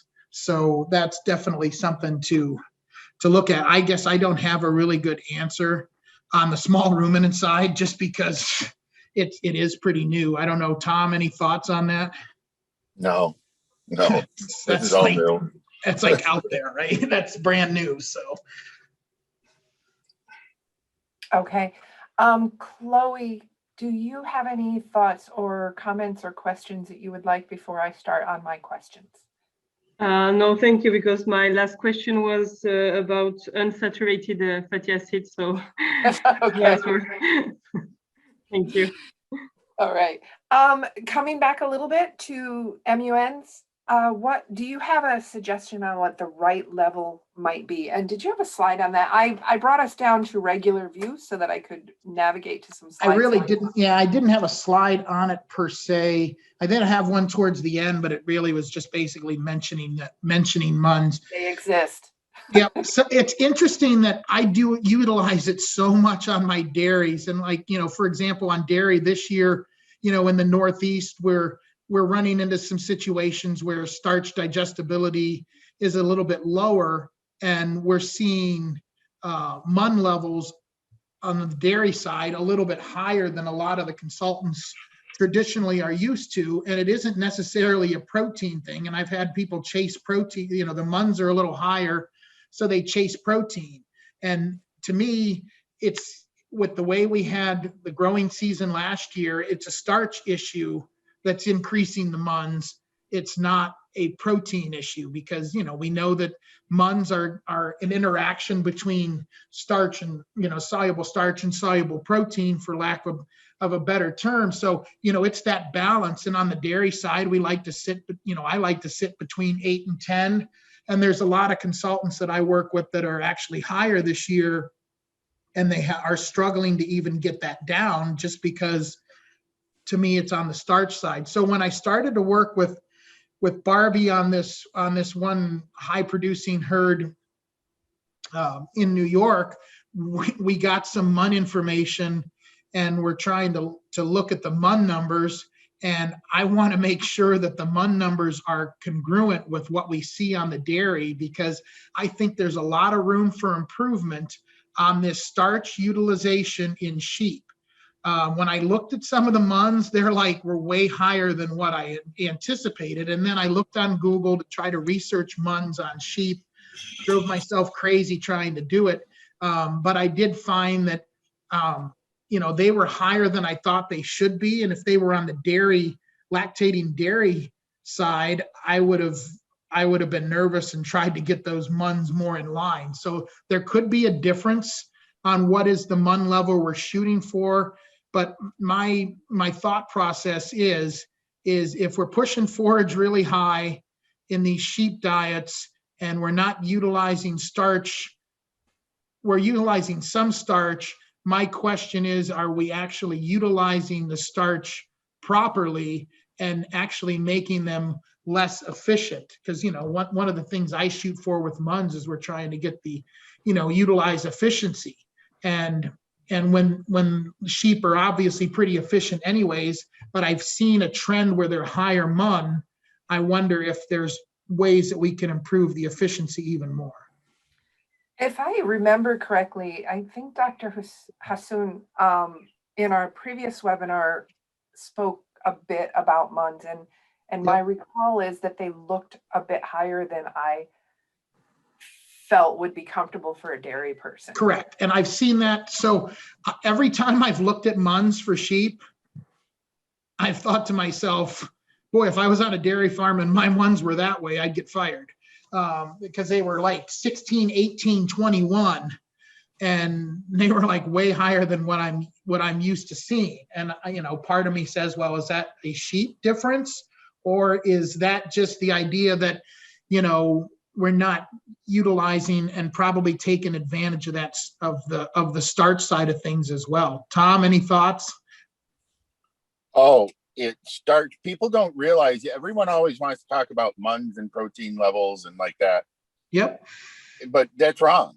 Correct. That's just a small part of it. It's what we can do with manipulating starch digestibility and starch sources, and then amino acid formulation. And we can move those around all over the place. Yep. And I would agree. Yeah. So as I get older, I agree. I can't agree wholeheartedly more with you, because it is more 9 times out of 10 when I see an issue on MUNs on a farm, it is starch related. It is not protein related. Yeah. Yep. Let's see, shifting gears just a little bit, and then we're going to go to a bunch of forage questions, which should make you comfortable, John. Where was it? It was with regards to, would a close-up diet for a meat breed be similar to a close-up diet for a dairy breed? Do you have experience in that area? I do not, but I think if you look on the beef side and some on the sheep side a little bit, I don't think that, you know, they're not really utilizing it on that side. So I really have I don't have any suggestions for it, if it should be used on the meat side or not. Absolutely. I mean, you know, there's no difference. It's when we start looking at those close-up views. Yep. It's the same risk. That's a good point. Yeah, that's a great point, actually. Yeah, because I don't work with the meat side, so I guess I don't. But yeah, if you think about it and sit back and think about it, you're right. Yep. And they're starting to do a little bit of it in beef, and they're starting to see some, some of these places that's where there's a huge opportunity in beef is that whole transition period, and what the hell can we do to get these mama cows to produce more milk and get better weaning weights and all that. It's virgin territory, actually. So Tom, a big picture question. So why is the industry, have these industries taken so long to grasp this when obviously the information is out there and it's being successfully done on the dairy side? And how come that the industry hasn't grasped that? Tradition, you look at a lot of these cow-calf operations, it's cows are out on grass, or grazing wheat, and they just don't, no one's really looked at it that closely. There's a few groups that are starting to push it, but for the most part, people haven't looked at it, and it's all about ease and keeping costs low. But my God, all you got to do is lose a couple cows, or a couple ewes, or they don't breed back because of everything, and or you have some calves or some lambs that don't grow as well because mom didn't make as much milk as she should have. It's an education thing. It's an educational thing. So, Marianne, is Barbie still part of the panel? Let me see. Yes, she is. I'm here. So can you give us, so since there isn't a lot of people with a ton of experience, and you are unique in that you are a gunslinger, and you're traditional, but yet you like trying technology and utilizing things. Can you give us a little bit of a synopsis or a recap of what you've done with that one flock you've been working with on the DCAD side, and what you've seen since you've started balancing for DCAD on that side? Yeah, I mean, the main thing is we've seen much less metabolic issues, but we've also seen an increase in production in terms of peak milk, and getting those ewes to peak and stay peaked for a while before they trail off, and then longevity of the ewes. Their just lifespan is longer before they say, okay, this is a ewe we're going to put on our call list. I think DCAD has really helped there. I guess I would challenge the idea of doing DCAD on beef or meat breeds of sheep, just because that is in such infancy. But I wonder if the reason that we have never really put it into practice on those breeds would be because of the demand of production isn't near as high. So I don't feel like we're teetering that,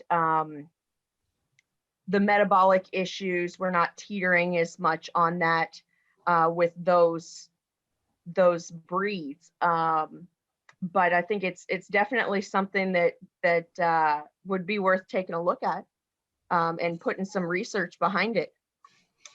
And I think the other part that goes into that DCAD part as well, on the beef and sheep side, or on the dairy side for that matter, one thing I was told years ago by a respected mentor that I worked with, if I was trying to do DCAD balancing and there was a lot of unanswered questions or a lot of things that we couldn't control, such as pasture or different things, that sometimes you can try to balance it down and sometimes go off the deep end, because we know that if you're hitting that DCAD too hard, it's pretty tough if there are intangibles in there that we can't control. So that throws something else into the equation too.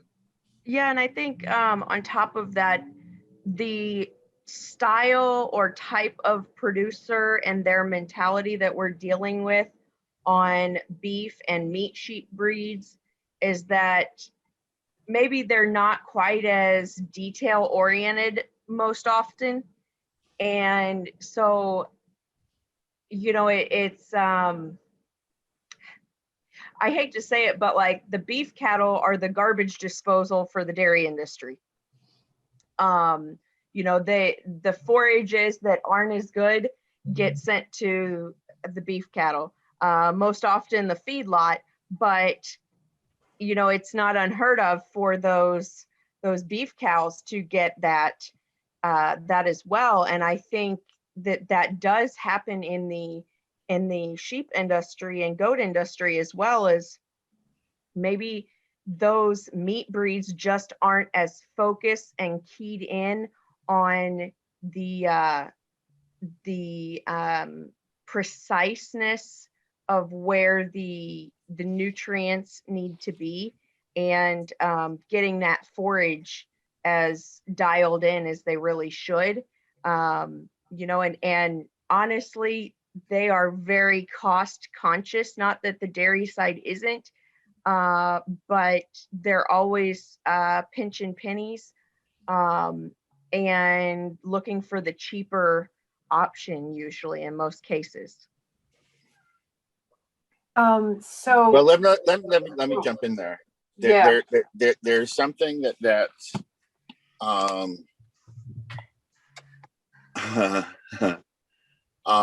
because let's think about dairy replacement lambs or replacement heifers, and how really in general neglected they are. And I think this is the same reason, this is the underlying same reason why a lot of this technology has not been adopted by meat production. Mhm. In dairy production, be it sheep, goat, cow, whatever, one of the things that we always talk about when we're doing DCAD is not only the reduction in post-calving metabolics and like that, but it's all about we get more milk. Yeah. And we have a daily measurable output that people track. Whereas when we get into replacement herds and flocks and meat producing operations, their output is okay. We take cow calf, hell, they're looking at weaning weights. Well, it's awful hard for them to trace back and say I made these changes in how I handled the cows and look at what it did to my weaning weights.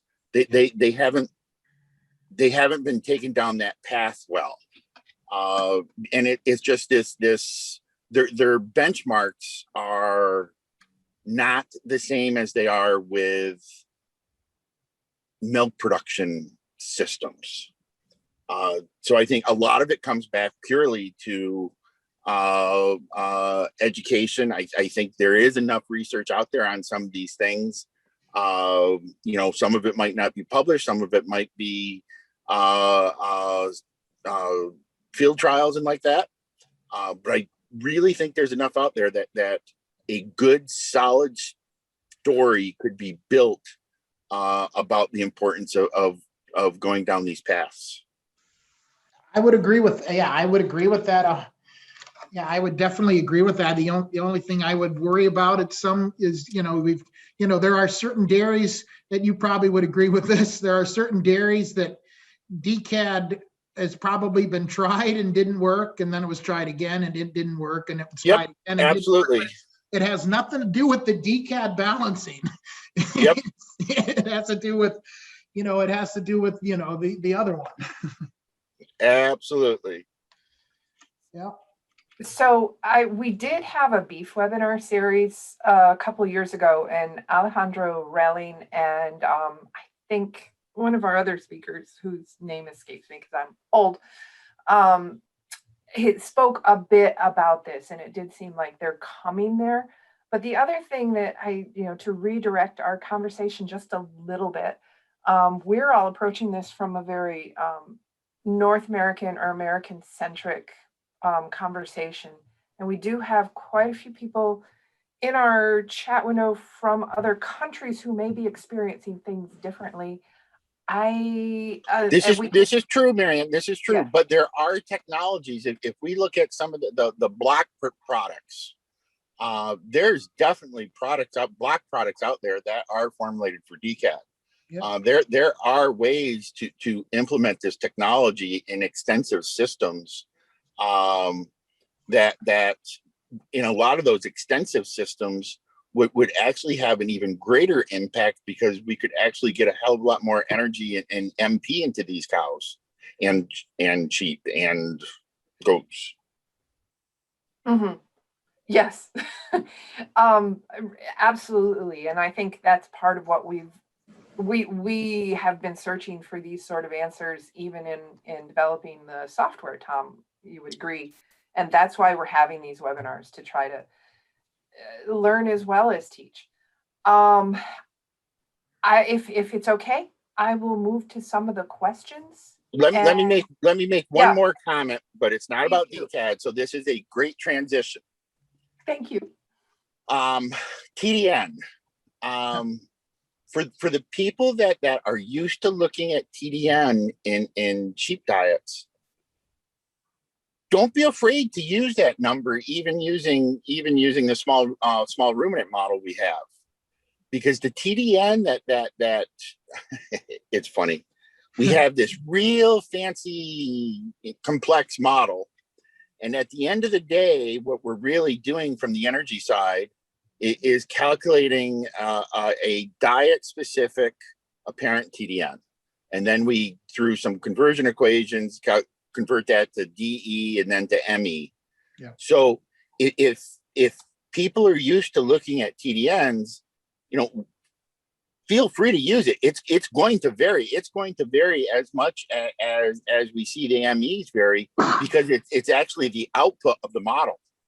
And so it's actually when we start looking at evaluating forages, and this is something that I've actually played around with when trying to compare across species. Instead of looking at RFV, which is worthless, or RFQ, which is one step above worthless. Yeah. Actually, if we look at the TDNs and even coming from the labs, as a good basis, if we look at the 1x TDN number that's calculated from the dairy NRC equations that Bill Weiss put together, it's actually the correlation between that number, that 1x TDN, and ME or MP allowable milk as predicted by the model. That's a pretty strong correlation. And it's not going to be as sensitive because it doesn't include the UNDFs and the starch digestibilities.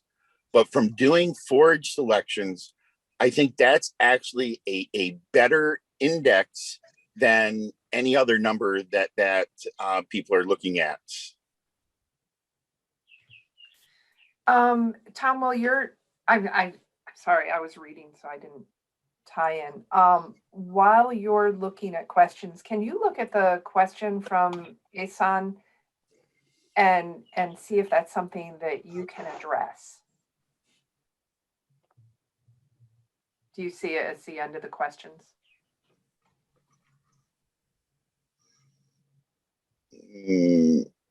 I can read it. Why the SRNS model predicts average daily gain of growing lambs less than the actual average daily gains, especially in Middle East sheep breeds. Is that something? Well, I'll say this: the SRNS model is based on version 5 biology of the Cornell model. So it's pretty out of date. It doesn't include a lot of changes that have happened from the Cornell modeling group over the last 15 years.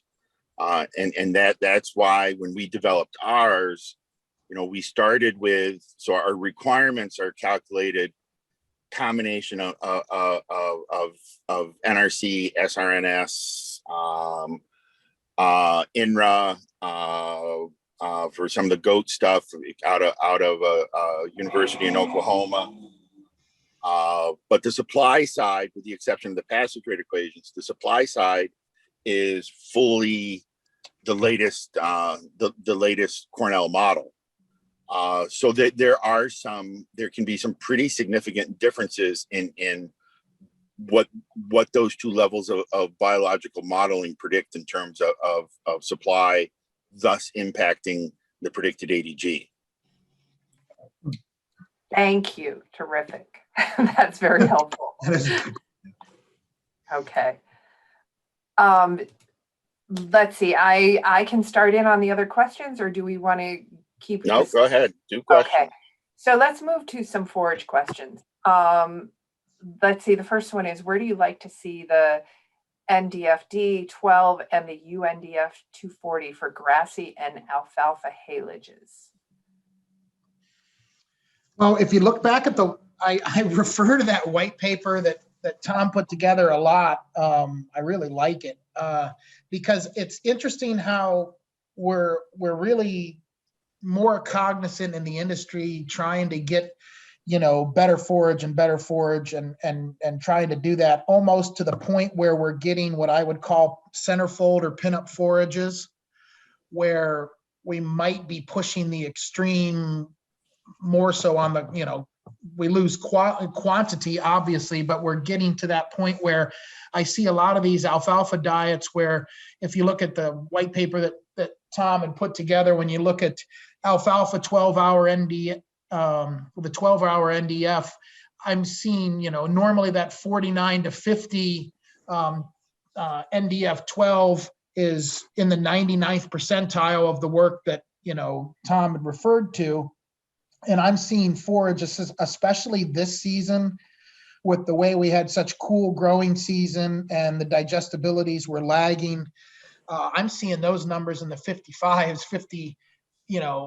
55, 56 range for 12-hour. Normally for grasses and alfalfa, I like to see them, in the 40s, upper middle to upper 40s. Sometimes I think when we get above 50, what we do is we start to end up having to put straw back in the diet. And I'm seeing issues where by adding straw, we see a result in that. And I think that 12-hour NDF is in certain forages is just going to be so explosive. So I like to sit into that 40 range. Of course, as an industry, that's pretty new too, but I'm really on every forage sample I get now, I look at that just to see where we're at. And then I go back and relate it to that white paper that Tom had to kind of just see where it's at. Tom, do you have thoughts on that?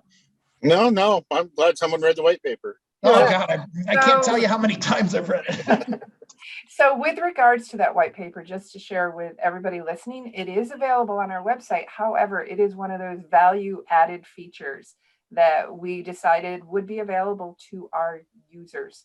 So if you have an account and you have an active license associated with your email, you'll be able to read that white paper. But if not, you have to talk to Tom about it, because it's not as bad to talk to Tom. But anyway, I don't bite unless you want me to. Yeah, it's sort of behind a firewall, so to speak. So if you're interested in that paper, you should visit our website or email us.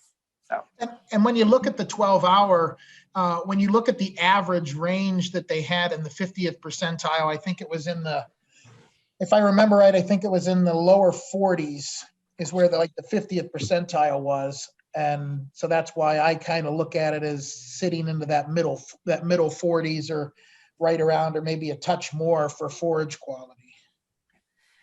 Before I wanted to link in some questions that we were talking about with forage quality, but Paula has to leave shortly. So I'm going to, she has another question or two. So we're going to switch over to Paula asking some questions. Go ahead, Paula. Yes, sorry, I'm leaving at 11. Okay, so Rodolfo wants to know if you think we should recommend, or it is recommended to pay attention to brand change amino acids instead of methionine and lysine.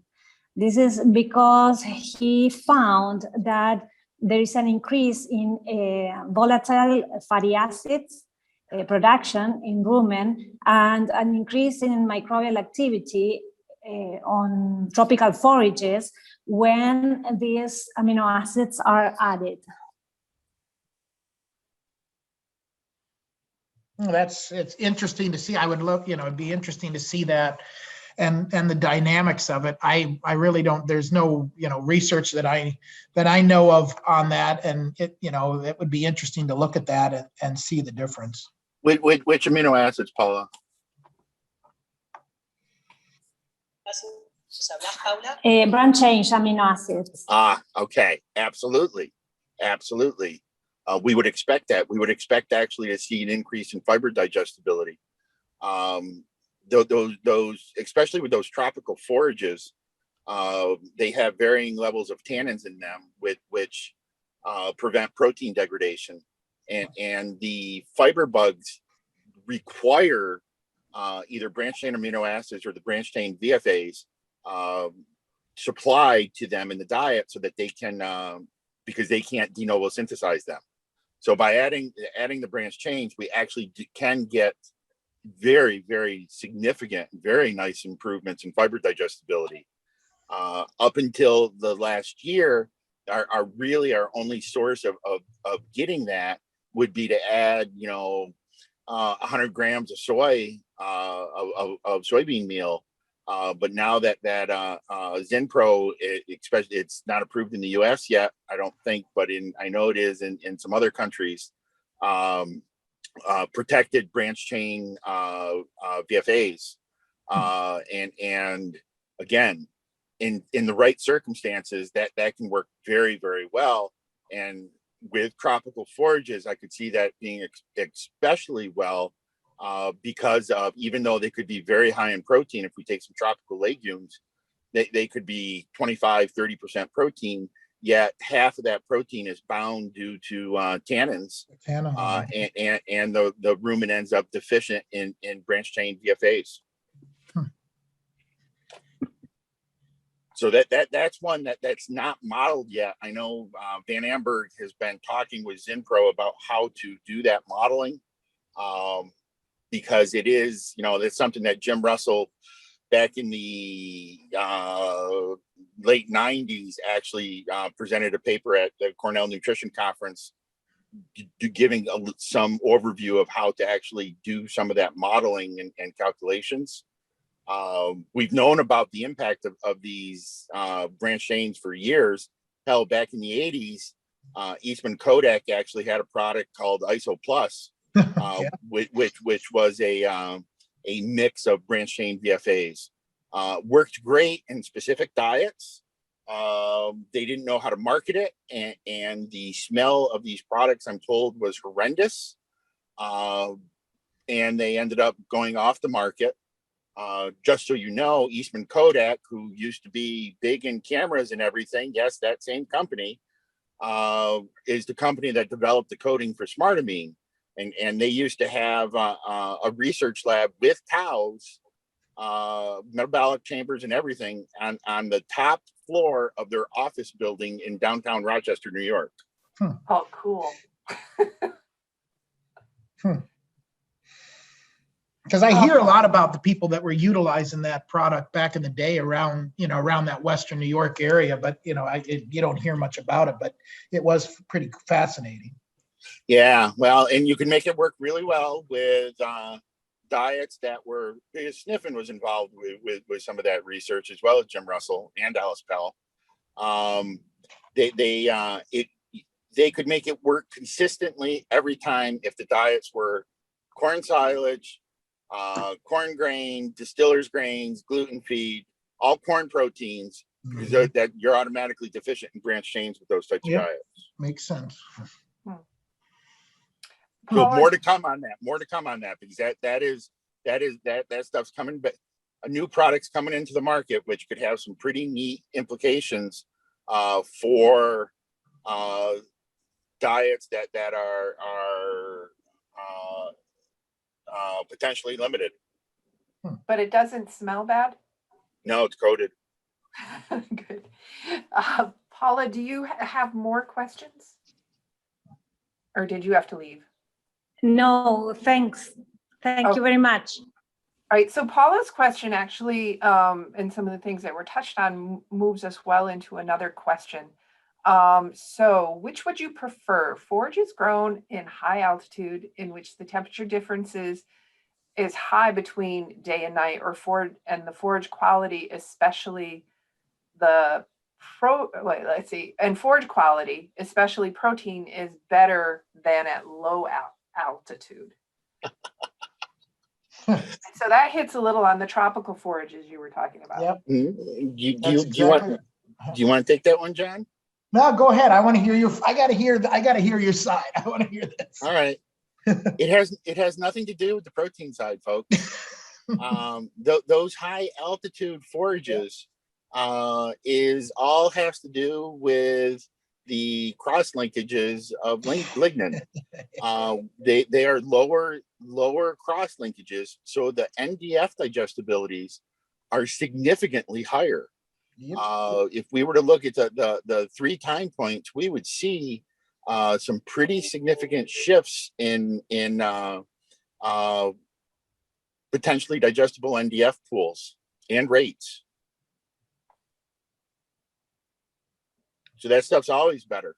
Yep, because I would it's agree. grown under cooler conditions. Yep, and use this year as a perfect prime example when I'm comparing my rye and triticale harvest that I've been doing with all these farms around the Northeast. When we look at this season and track the growing degree days and tracked how the growing season has gone, we had that really warm March or April, and then things calmed right down. And I'm tracking that, looking at flag leaves and looking at splitting stems to see where the heads are at, and then taking samples out of the field to pre-harvest sample to see where we're at to get the timing just right.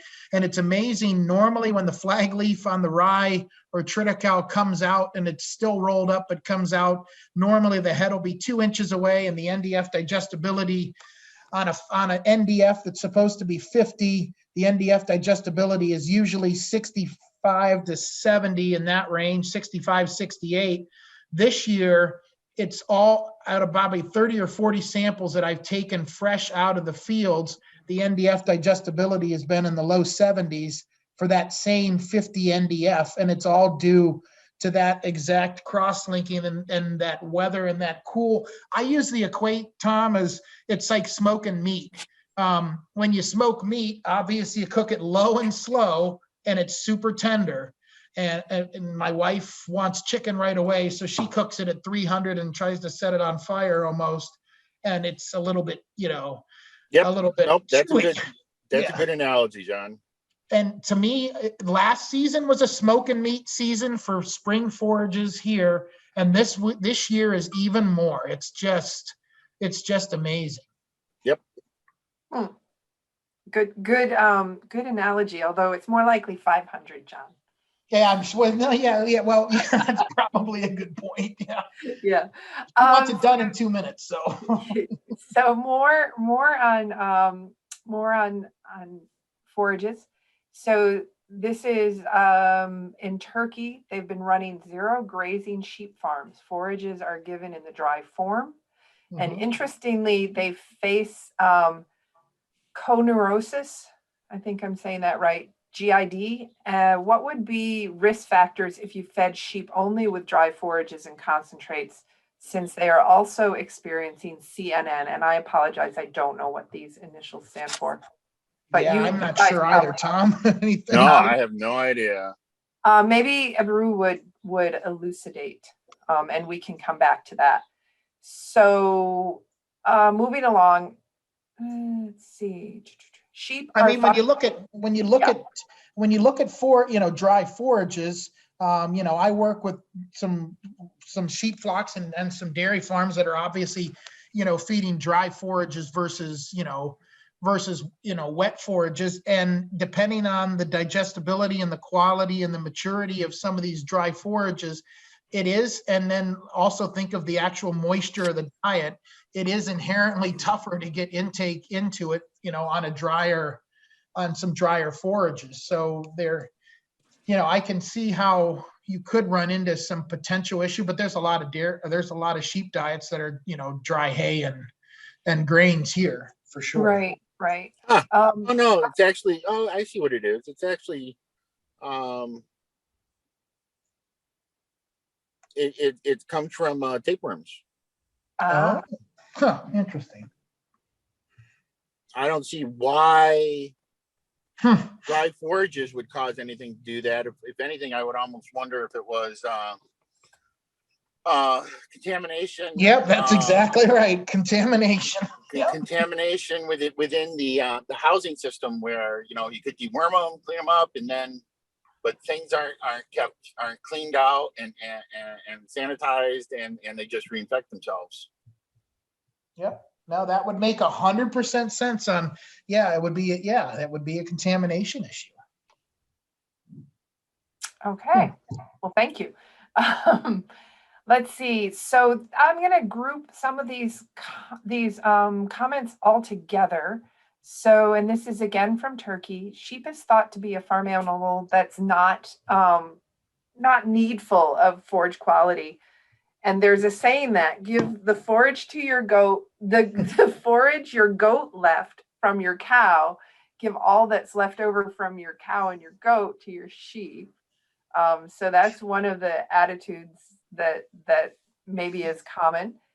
And let's see. And they also say that alfalfa is too much of a luxury for feeding sheep, and the high calcium feedings can disturb calcium metabolism, they're finding. And this is again in Turkey. Well, that ties into that whole conversation about DCAD that we had earlier. And that's obviously the reason why we do DCAD, is that exact interruption that we that we run into on that side, for sure. Okay. So this is another question from Turkey. To combat heat and cold stress, what do you think of the idea of crossbreeding as a practical way to make sheep more tolerant? And they're quite lucky that wool is a natural insulator. Yeah. I don't have a problem with that at all. I think, if you look at a lot of the breeds here in the US, they're, depending on the parts of the country that you're going to have different breedings and different crosses depending on where you're at to kind of help combat, whatever issue that they're running into.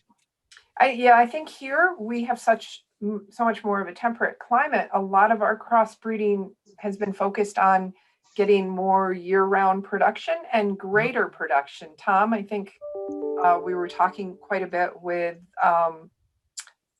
Nico and Dr. Tony from Cornell on their crossbreeding research, correct? Yeah, well, and here's an interesting one, because, okay, this is the first year that my daughter wanted to do market lambs. So my wife and my daughter found that these sheep over near Morrisville. This woman's got 300 ewes. They're meat. It's a meat breed. Actually, it's a crossbred. And the primary breed was actually developed up in Maine.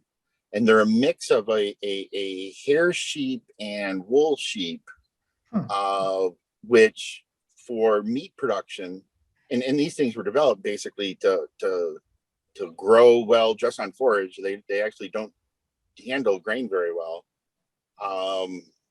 and they were selected never to be touched, basically, if never to be sheared. Even the ewes, they shed once a year, and they're just real easy keepers.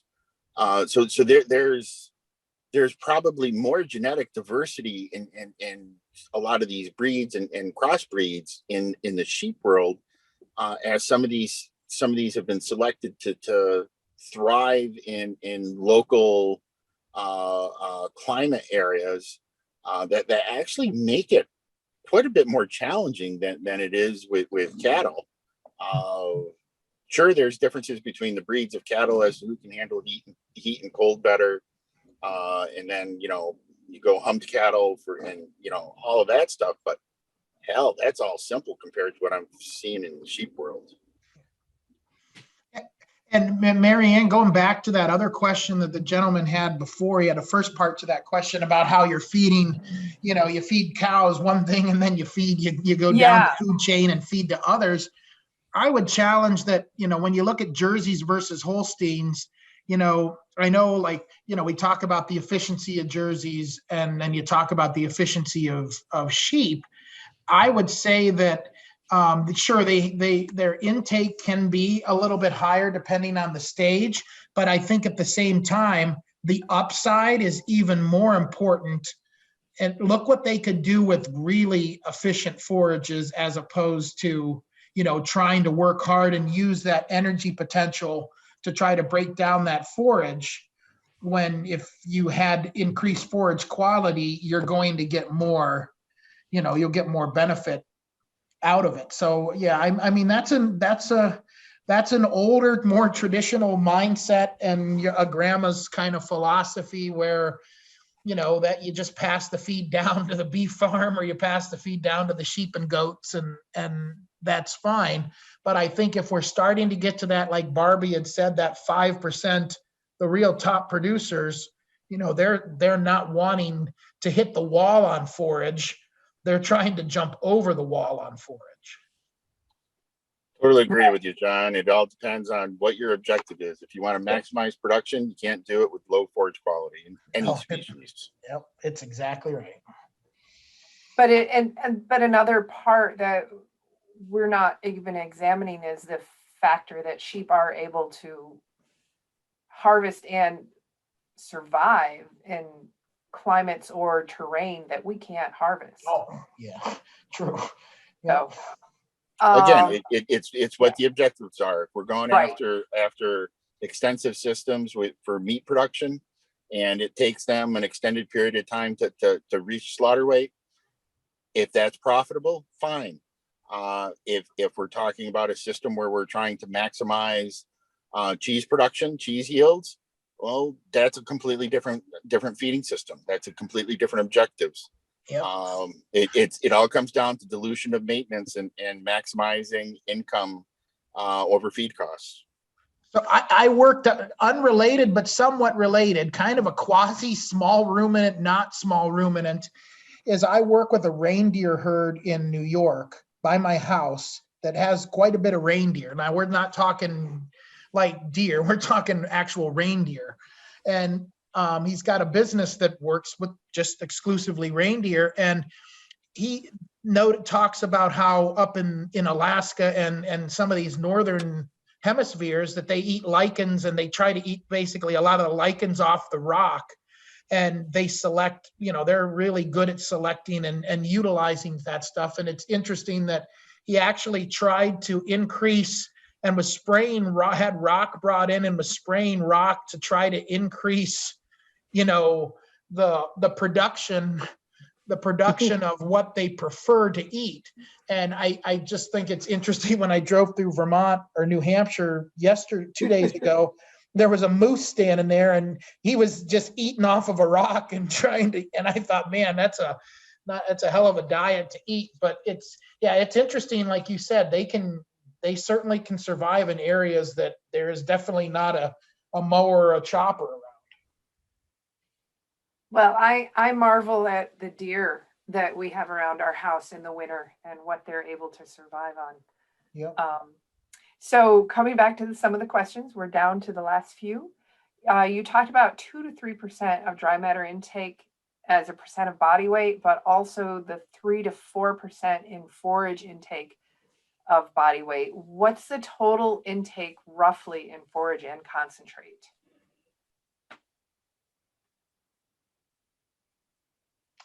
It depends on the breed. Right. It depends on the size. some of the diets that I've been working with, we're working into that, 6 to 8 pounds of total dry matter intake, depending on, basically just total. And that's one of the big things too. So if you ask that question on the majority of your sheep producers, if you ask them what their dry matter intake is, what would the answers be?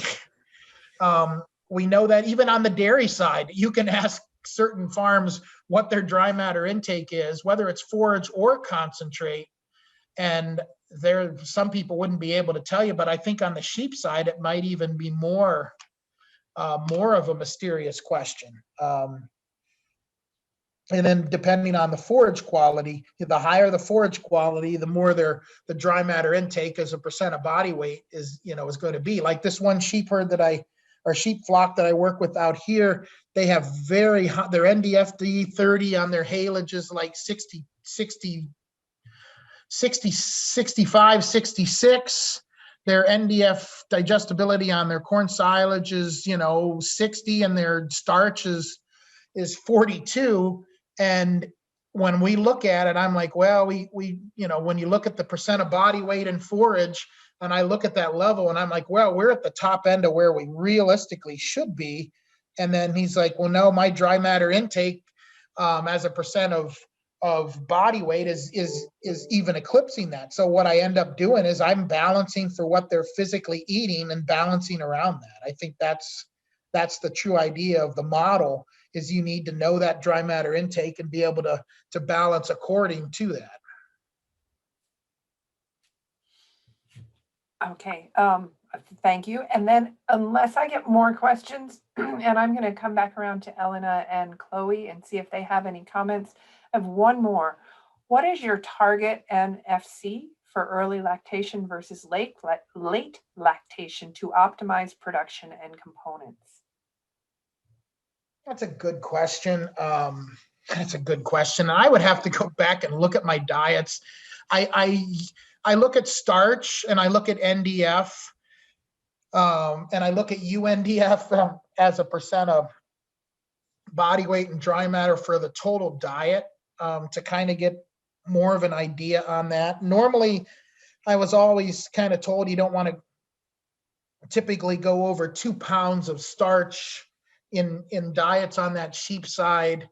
But NFC wise, I don't really have probably a number. I do know that the number obviously is going to be different earlier lactation than it is going to be later lactation, because of the issues that I do see with the rampant issues with pregnancy toxemia, and you really have to control that body condition, late lactation, and then, into that maintenance going into that early gestation, or not that close-up period, because if they're really fat going in, we can have cows that get ketosis, and we can treat ketosis relatively easily, and try to control that body weight and be out of those parameters that we should prefer to be in. But on the sheep side, it seems like if they get pregnancy toxemia and they get a ketosis of being because they're too thin, or more importantly, too heavy, they're in trouble. They're in lots of trouble. So to me, it's really critical, to back that down in that later lactation stage. But I don't have a number that I would give you as like a number to work with. Our local veterinarian always used to say, sick sheep seldom survive. Yeah. Yep. And I would agree with that with the one very large producer that I work with. That pregnancy toxemia thing or hypocalcemia, if you do, you're always going to have a certain percentage of it, and you want to make sure you reduce that as much as you can, because once you start getting that, you've got to really, really be careful, because you're on edge of them dying right away. Okay. Thank you, John, and thank you everybody for the questions. Before we go, Elena or Chloe, do you have any additional questions or comments that you want to make? No more on my side, Marianne. Okay. Do you have a quick question? Do we need to increase calcium prepartum or no? it depends on, I think the rest of the diet. It's a trick question. I mean, not a trick question, but it's, if you're balancing for DCAD, obviously you have to increase, you increase that calcium, because of the DCAD. And normally I obviously lower the DCAD on, to try to get, if I'm not utilizing any DCAD, so we don't get mobilization. So that's a good question. I think it depends on the diet. It depends on the forages. It depends on the calcium in the forages. It depends on the phosphorus. I think it depends on the diet. So the short answer is it's complicated. Yeah, nothing's ever easy, right? Right. Okay. Everybody, thank you so much. This was really what I'd hoped for. A lot of discussion, a lot of exchange of thoughts and ideas. As Tom said, it's really quite new in thinking that we need to be more efficient and more attuned and attentive to animal needs, and kind of catch up with some of the things that have been being done in dairy cattle nutrition. So thank you, John. You were great to take this on.